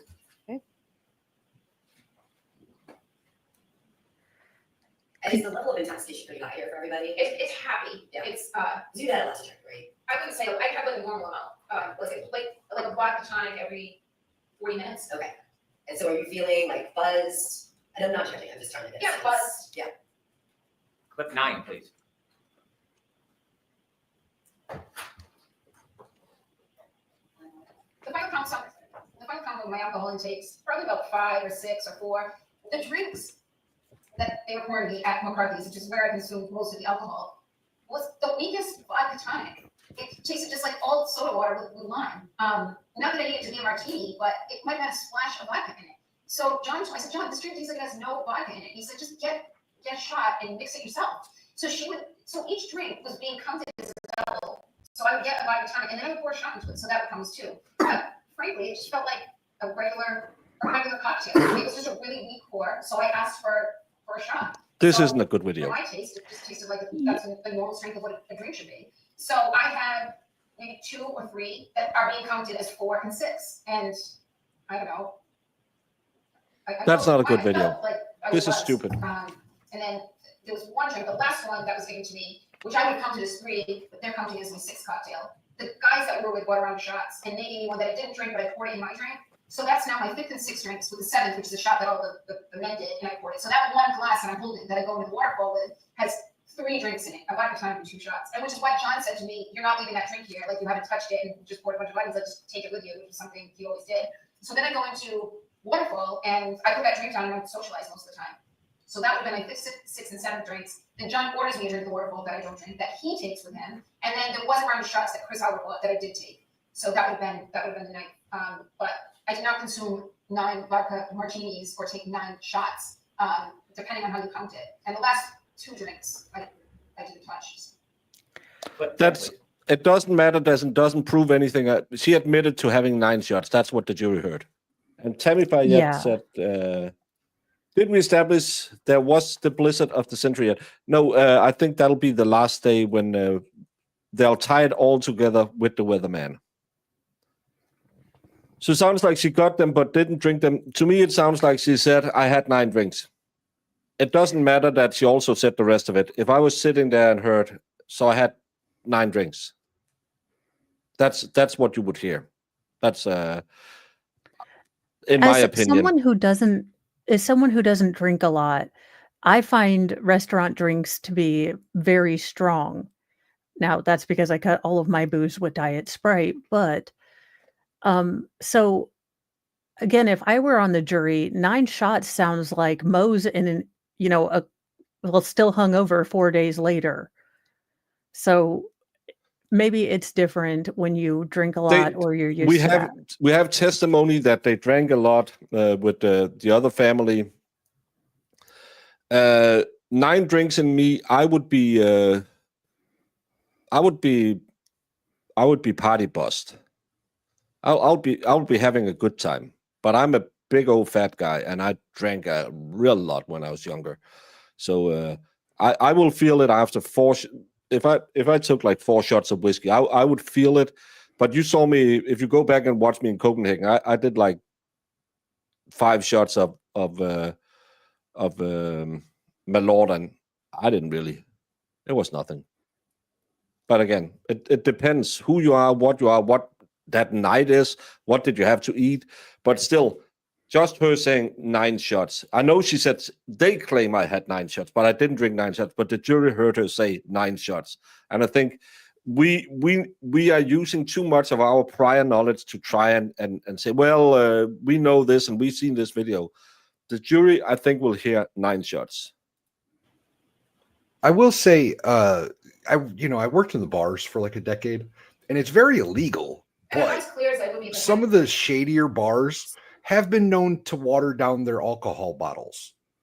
Yeah. So it's not out of the realm of possibility that it's but it doesn't matter. The jury heard her say I had 9 shots. Agreed. Yeah, she should not. I don't know why anyone told her that interviews were a good idea.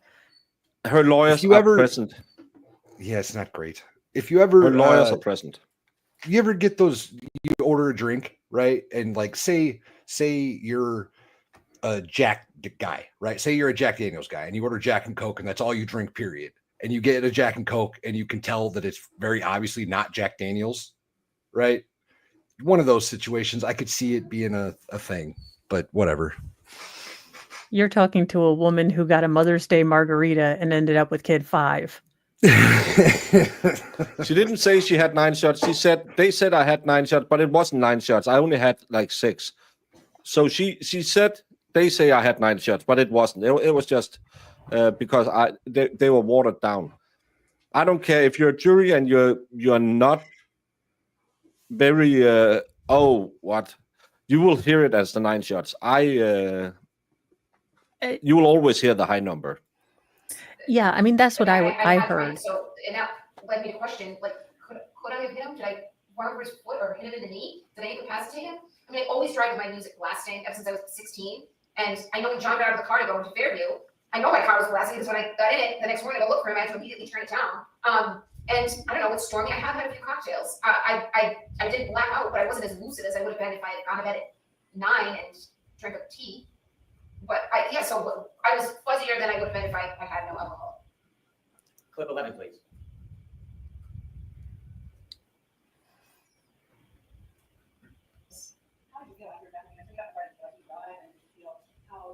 I wouldn't have gotten on the expressway. I wouldn't have gotten on the expressway at 12:15 on January 29th. I mean, it was quiet. The roads were very quiet. You can see it on the videos. And I was going, when I've had a few drinks and I drive, I always drive extra slow. So I know my alerts aren't as sharp as they should be. And it's just not a good thing to say. I would have gone on the expressway when we're drinking. It's just, again, remember, she has an OUI charge in the second charge. This is possibly the biggest blunder by the defense team, letting her run her mouth in these interviews. Yeah, agreed there too. I shouldn't have been driving, but I don't think I was driving. I know I wasn't driving recklessly. We've got plenty of video of myself driving all over the place. I put my car in John's garage, which is incredibly narrow, and I have a very oversized SUV. You see me there's a video of me driving through the intersection when we leave Warrenville to go to Brian Albert's, and I was always taught by my father, even when you have a green light, you always should tap the brake. You don't know who's going to run red. And I see me doing that multiple times between 12 and 1 and 5 and 6 a.m. So I know I was driving safely, not as safely or as alert as I would be if I had no alcohol. I was not driving recklessly by any measure. Thank you. Your Honor, may we approach? Yes.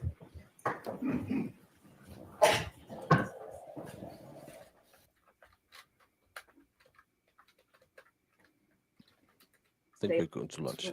A nice afternoon. Today, won't interfere with our schedule at all. Looks like it's What? So those are the witnesses for today. So we're done for today. Council assures me that won't happen again. But more importantly, we're on track. We're on Done for schedule. today? Not going for the We're rest of the done. day, and won't interfere with our schedule at all. Looks like it's actually all the curtains here, but it looks like it's a All beautiful day. right. We'll have a nice afternoon. Tomorrow we'll be going on a view. So for that, we're comfortable clothes. We'll be walking around a little bit. We'll be going by bus and more instructions. Okay, so tomorrow is the But view. please follow those instructions. Do not discuss this case with anyone. Don't do any independent tomorrow is research or supposed to be a half day. investigation into this case. If you happen to see, hear, read anything about this case, please disregard it, let us know, and we'll see you tomorrow night. Remember, tomorrow's hot. She's, All rise for the court, please.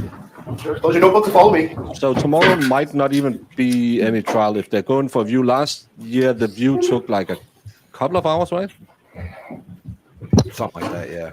The view always seems to take forever, but I don't like Whoopi Goldberg. All right. Mr. Brennan, have you had an opportunity to think about whether experts should be permitted to either be present or watch the proceeding? And I also want to know, are you expecting to put on any expert testimony tomorrow? Dr. Fowler will testify tomorrow. I think that should be considered expert testimony. He provides the procedures and protocol for the testing of blood serum. Okay. So I think he's technically considered an expert, although one of the briefer ones. All right. Does the defense want an expert to be able to watch that? All right. So I know we've had a lot going on this morning. Do you want to address this tomorrow? When do you want to address whether experts should be present? I can address it tomorrow morning. I can All right. We'll do that. And have you talked about who you all mean? Like, do you all know who you want to have exempt from the sequestration order? We haven't got to that detail. I'm sure they have in mind who they want. I haven't gotten to that point yet. All right. We can have that discussion so that we can present tomorrow what my position is and address the court on the witnesses. Sure, we can do that. And then I know you said that you got an agreement that you'll provide witnesses or a list of witnesses in advance to defense counsel, and I'm sure you'll provide witnesses in advance to Mr. Brennan. Include me on that, please. I'd just like to know who's coming up the next day because I have to prepare as well. Happy to. Thank you. Okay? All right, so we'll see you tomorrow morning. Thank you again. All rise. Well, Wow, I didn't expect to be done. No. Well, it is. And I now have to go and change my afternoon streams to, I'll just change it for when are we going? Yeah, we're going to start tomorrow. Me and Jemima might be working on a project that I don't know, because I saw I was thinking about his opening statements.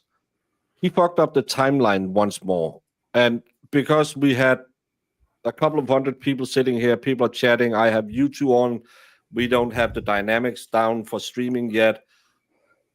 I didn't pick up every single thing in the opening statement, so I was actually thinking about trying to go back and clip every time he said something about a timeline and go, because Jemima and I have been working on a timeline earlier. We were trying to set up some getting ready for the stream that never happened. So we have a super detailed timeline from the first trial.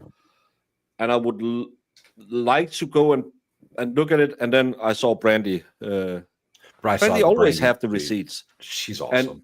She is. And she already, and I don't want to pull it up. Please go and support Brandy. She has it on Twitch. It's amazeballs. But maybe if I can do my homework and snippety snap special projects of Brennan's timeline out of it, we can try and run it compared to the timelines, because he either fucks up royally and misstates 1224 for 1234, or he's gonna come back, because they have a really big problem. They have the Wi-Fi problem. This is the biggest problem in the States case that fucks their timeline every time. Last time it took the timeline from 1244 is the 45 is the impact back to, she must at the latest have left Fairview 34 in perfect conditions at 12:30. Now he claims she hit him, and I believe it was 12:34:17, because there's some action with the phone, and then at 12:34:37 is when he manually closes his phone the last time, because he gets hit by the car, gets a funny text, and he it's a better Jad joke than Marissa and Zach combined, and then he remembers, oh my god, I got hit by a car, falls over and dies, perfectly tucking his arm by his side, like landing the disbarment in the Olympics. I kind of want to go and do that and try and put it together. We're doing nothing tomorrow anyway. Maybe that could be the thing. She's getting convicted, y'all. I hate it, but I think it's a done deal. Between these clips and the jury stacking the deck, the judge stacking the deck, she's toast. I don't know why people we have at least 8 weeks of trial to go. Yeah, I mean, it definitely does. There have been missteps. I don't think any of the interviews should have been done. I think it was very, no, that's piss very. ball. She's going to go down for the OUI. I'll bet that. But that's not OUI. It's not an OUI charge. That's what the charge is. I don't know. They were Is talking OUI about the lesser parts of the OUI the last time. That's what they couldn't agree on, because some of them wanted the manslaughter, some of them wanted some lesser part of the OUI. So there must be lesser included in it. I think the lesser included wouldn't be OUI, though. I think they would be manslaughter charges. No, it was the OUI part, because they specifically mentioned she had been drinking. So it is the OUI part that makes people want to convict her. Well, yeah, but I don't know that I don't think you can give her a DUI on a manslaughter charge. I don't know if that's a lesser included that they can reach. I don't know anything. I just know what the jury said. That's what they discussed. Well, the jury last time was a bunch of idiots, Baker. I don't know if you recall or not, but we got an inside scoop, and it turns out they're all really dumb. Can I tell you a deep held secret from my 14 years of being on juries? Most of the juries are dumb. Dumb. We're not that smart. If you think you're the smart one, you're actually the leader of the dummies. Again, I have had a trial where someone said, I don't want to convict him because I used to date a junkie. Well, that's not why you're here, to talk about your dating life. You're here with this guy who was snatched with, I think, like half a key of Colombian powder and something like 600 kilos of either hash or skunk. But she didn't think that it would help him to go to prison. Well, you didn't understand the assignment, young lady. You're not a social worker. You're a juror. Well, she wasn't that young. Oh gosh, to be a fly on the wall when Baker had to explain that it was probably her dealer. She didn't want her hookup to be gone for the next 20 years. There wasn't a lesser, but that's what the jury said. They were discussing a lesser with the OVI. I think it's an OVI in Massachusetts, actually, not the OUI. Operating a vehicle while intoxicated? Yeah, I think that's OVI in Massachusetts. While intoxicated? I don't know. It's all a DUI in the Baker. Broader scheme. I might be confused, but does the defense also have something going on in federal court as well that's coming up? Tomorrow there will be a hearing if they want to discuss the. They appealed to have the case thrown out on the basis of double jeopardy. So they want to have the first and the third charge dropped, and they are having a hearing tomorrow if they're going to discuss it. So tomorrow they can say, "Nah, we don't want to touch it," or they can say, tomorrow, "Okay, we'll do it next week, in a month, next year." Okay. Bev said we're going to go on. If they make a decision, we will adjust at that point. Yeah. So tomorrow they decide whether or not they're going to hear the appeal or whatever. Yeah. Yeah. All right. Thank you so much. Yeah, that's why they couldn't agree. Everyone agrees she was drunk driving, but the jury couldn't agree if she hit him. Yeah, that's the big problem. So that's why they wanted they wanted to do that, give her a lesser drunk charge, but she couldn't get an operating under influence because there is a manslaughter tagged onto it in this case. And this is why it's such a crazy move that they then go on and say, we agree on charge 1 not guilty, charge 3 not guilty. We really want to get her for something because she clearly was drunk driving. So now she's still, and that's why it shouldn't have been, that's why the double jeopardy rule should be in there. But Bev gave an instruction, don't come back to you or agree on everything. She should have said, after you discuss charge 1 and if come to an agreement, you move on to charge 2. She said it clearly, you can't return it until you agree on everything. Yeah. So even though they agreed on 66% of the charges not guilty, which they then should have presented to her, and she should have said, oh, we got a problem. Yeah. I don't know. But this is why you don't go on television and talk about how drunk you were, because it'll look really bad in court. Doesn't matter that you didn't feel it hit, because there will be some teetotaling Sunday school teacher sitting there saying, oh my, I'm going to grab my Bible. We always say not to talk to cops, but you should also not talk to national television, I guess. Yeah, no. Because the cops can use that. Yeah, we should probably use that. There was a mix-up with witnesses. It's why they quit early. Thank you, Louise. Oh, yeah, somebody didn't show up that was supposed to be there. As we say, Louise. Half of the witnesses work at the court or within a few miles. They have to have someone ready. If she was a real judge, she would say, find a cop, find a paramedic, find somebody that works for the city and get them in here. Mr. Brennan. Yeah, Borowski would have done that. He'd have been like, find someone, get him in here now. We had Trooper Carino here 5 minutes ago. Could we just call him back and you can finish? Oh, well, Your Honor, I don't get me someone, or you're questioning Trooper Carino. We're having an early We're going to take a lunch break right now, have somebody ready by the time we get back. 1 hour, go. We've seen this in other cases where if they don't have anyone, they will say, then find someone else. You're wasting the court's time. And the jurors. Take a The most important people in this case that everybody seems to have forgotten in this room is the jury. So we're going to take a 15-minute break and both sides take a pregnant pause and think about the jury. Exactly. I love that man. I like that clip. Imagine this case with this guy. What are you implying? Conscious of guilt by taking a car? Get out of here. Get out of here now. Come back with a better argument. I don't want to do this. Him or Judge Borowski. Oh my God. Brennan would be crying. This trial would take less than a month if a competent judge were in charge. Yeah. Imagine the text messages between the one that got away and John. I bet you they were way worse than this. Won't you take me back?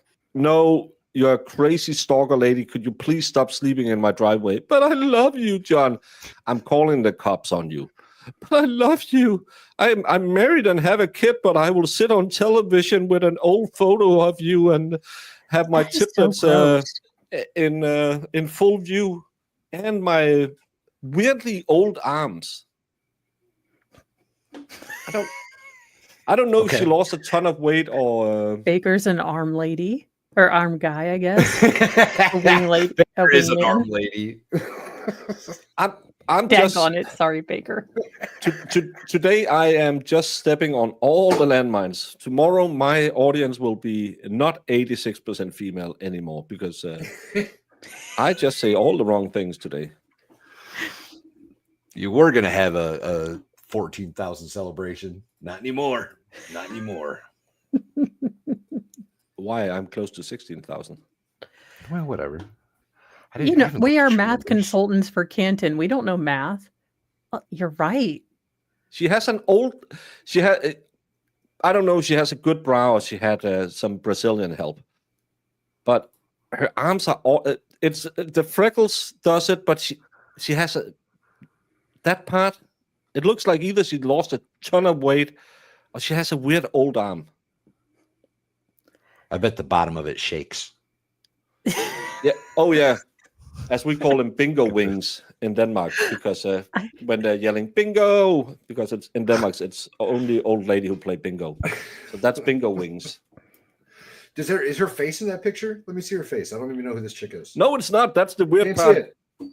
Just cleavage and a weird arm. Got it. Okay. Yeah, you got her chitlets out, and you have a weird arm, and you have a picture of John. Why in the world that pose? And Because what is her she has his badge number on her. Oh, for fuck's sake! You have got to be kidding me. This guy dicked her down 20 years ago. And it's always the peen that got away that you pine for, I guess. Yeah, he must be doing something right. I'm saying at least 10 inches. He's doing something right. Like a baby holding an apple.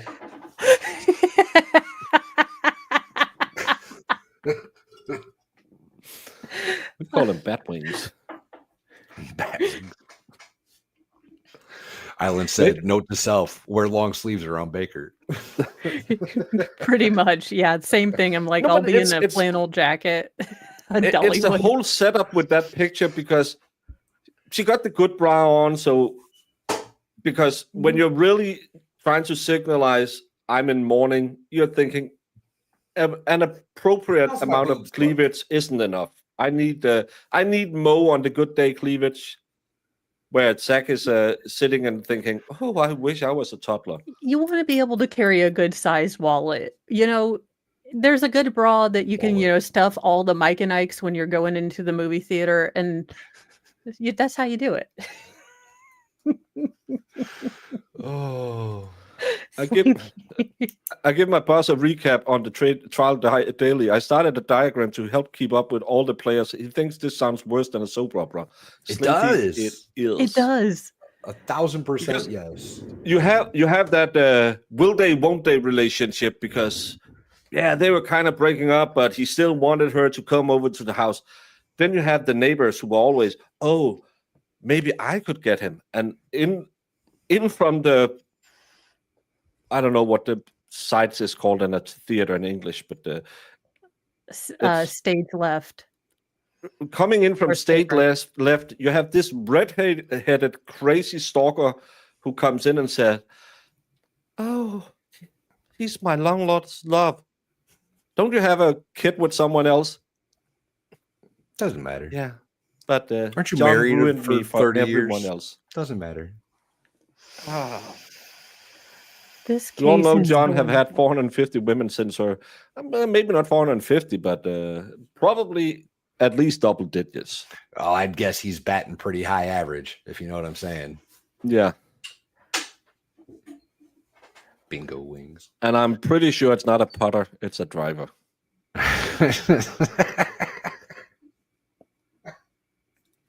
Hey, Panella. She wants her We're all 5 playing minutes golf with golf was clubs like today. suckers. He's using a hockey stick over there. Jesus, John. She was in court today. Peggy hated Karen because she only dated her son for 2 years. Why the heck is it's you can only get in the courtroom by invitation. So someone in the family invites her. I'm guessing who. Let me scratch my chin and put on a blue shirt and glaze the donuts. If I had to guess, they got glazed donuts before a court today. Yeah. Oh. Polo douche. Going to the movies on a budget with Mo, a subsidiary of the Jamie News Network's Bring Your Own Mike and Ikes. What is a Mike and Ike? They're like hard candy. Chewy. It's chewy. Chewy candy, fruity. Yeah, it's like waxed sugar. Yeah, they're not weird, good. not Skittles. They're not not good. Skittles. I love them. Why am I They're my asking you? favorite. Just ask the expert. He has a bag somewhere in. Oh, I guarantee he's got they come in boxes, but I guarantee he's got a box of Mike and Ike somewhere in his house. Hey, they cover the fruit section of the candy food groups.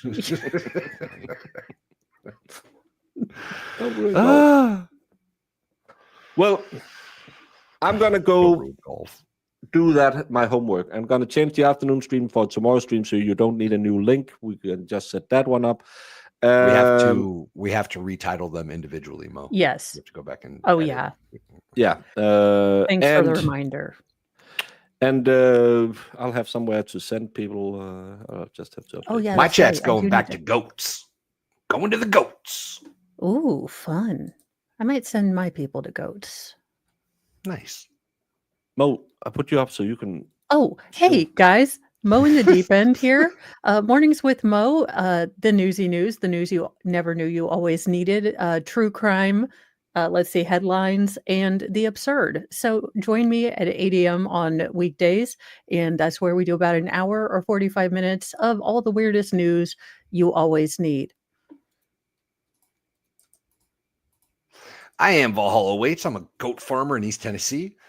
And that's what I've been doing lately. I've got a live stream of the nursing stall. While they're still in the nursing stall, we're going to keep it running. And in the meantime, we're going to cover Karen Reed and get ready for Dollywood in June, because that's going to be a blast.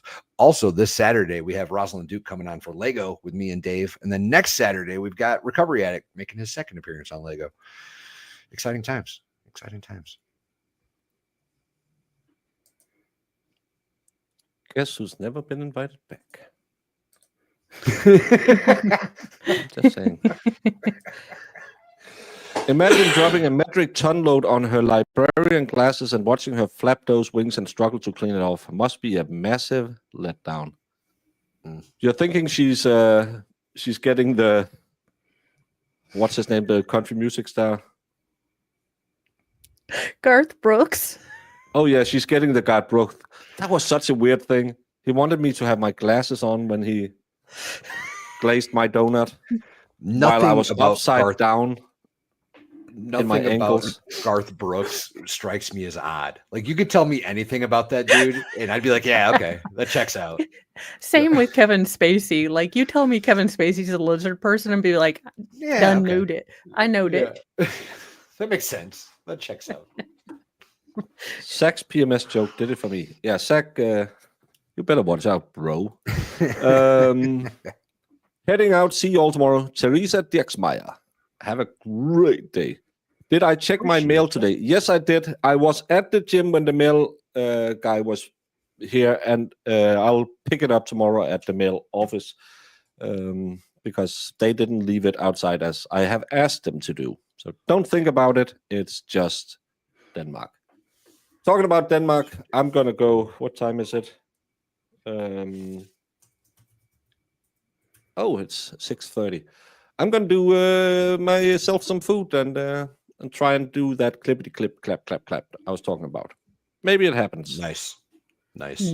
All y'all go frolic a little bit extra today. Get cut and dry. Pretty simple. Just pin it on the girl, right? Pretty simple. Just pin it on the girl, right? Objection. Pretty simple. Just pin it on the girl, right?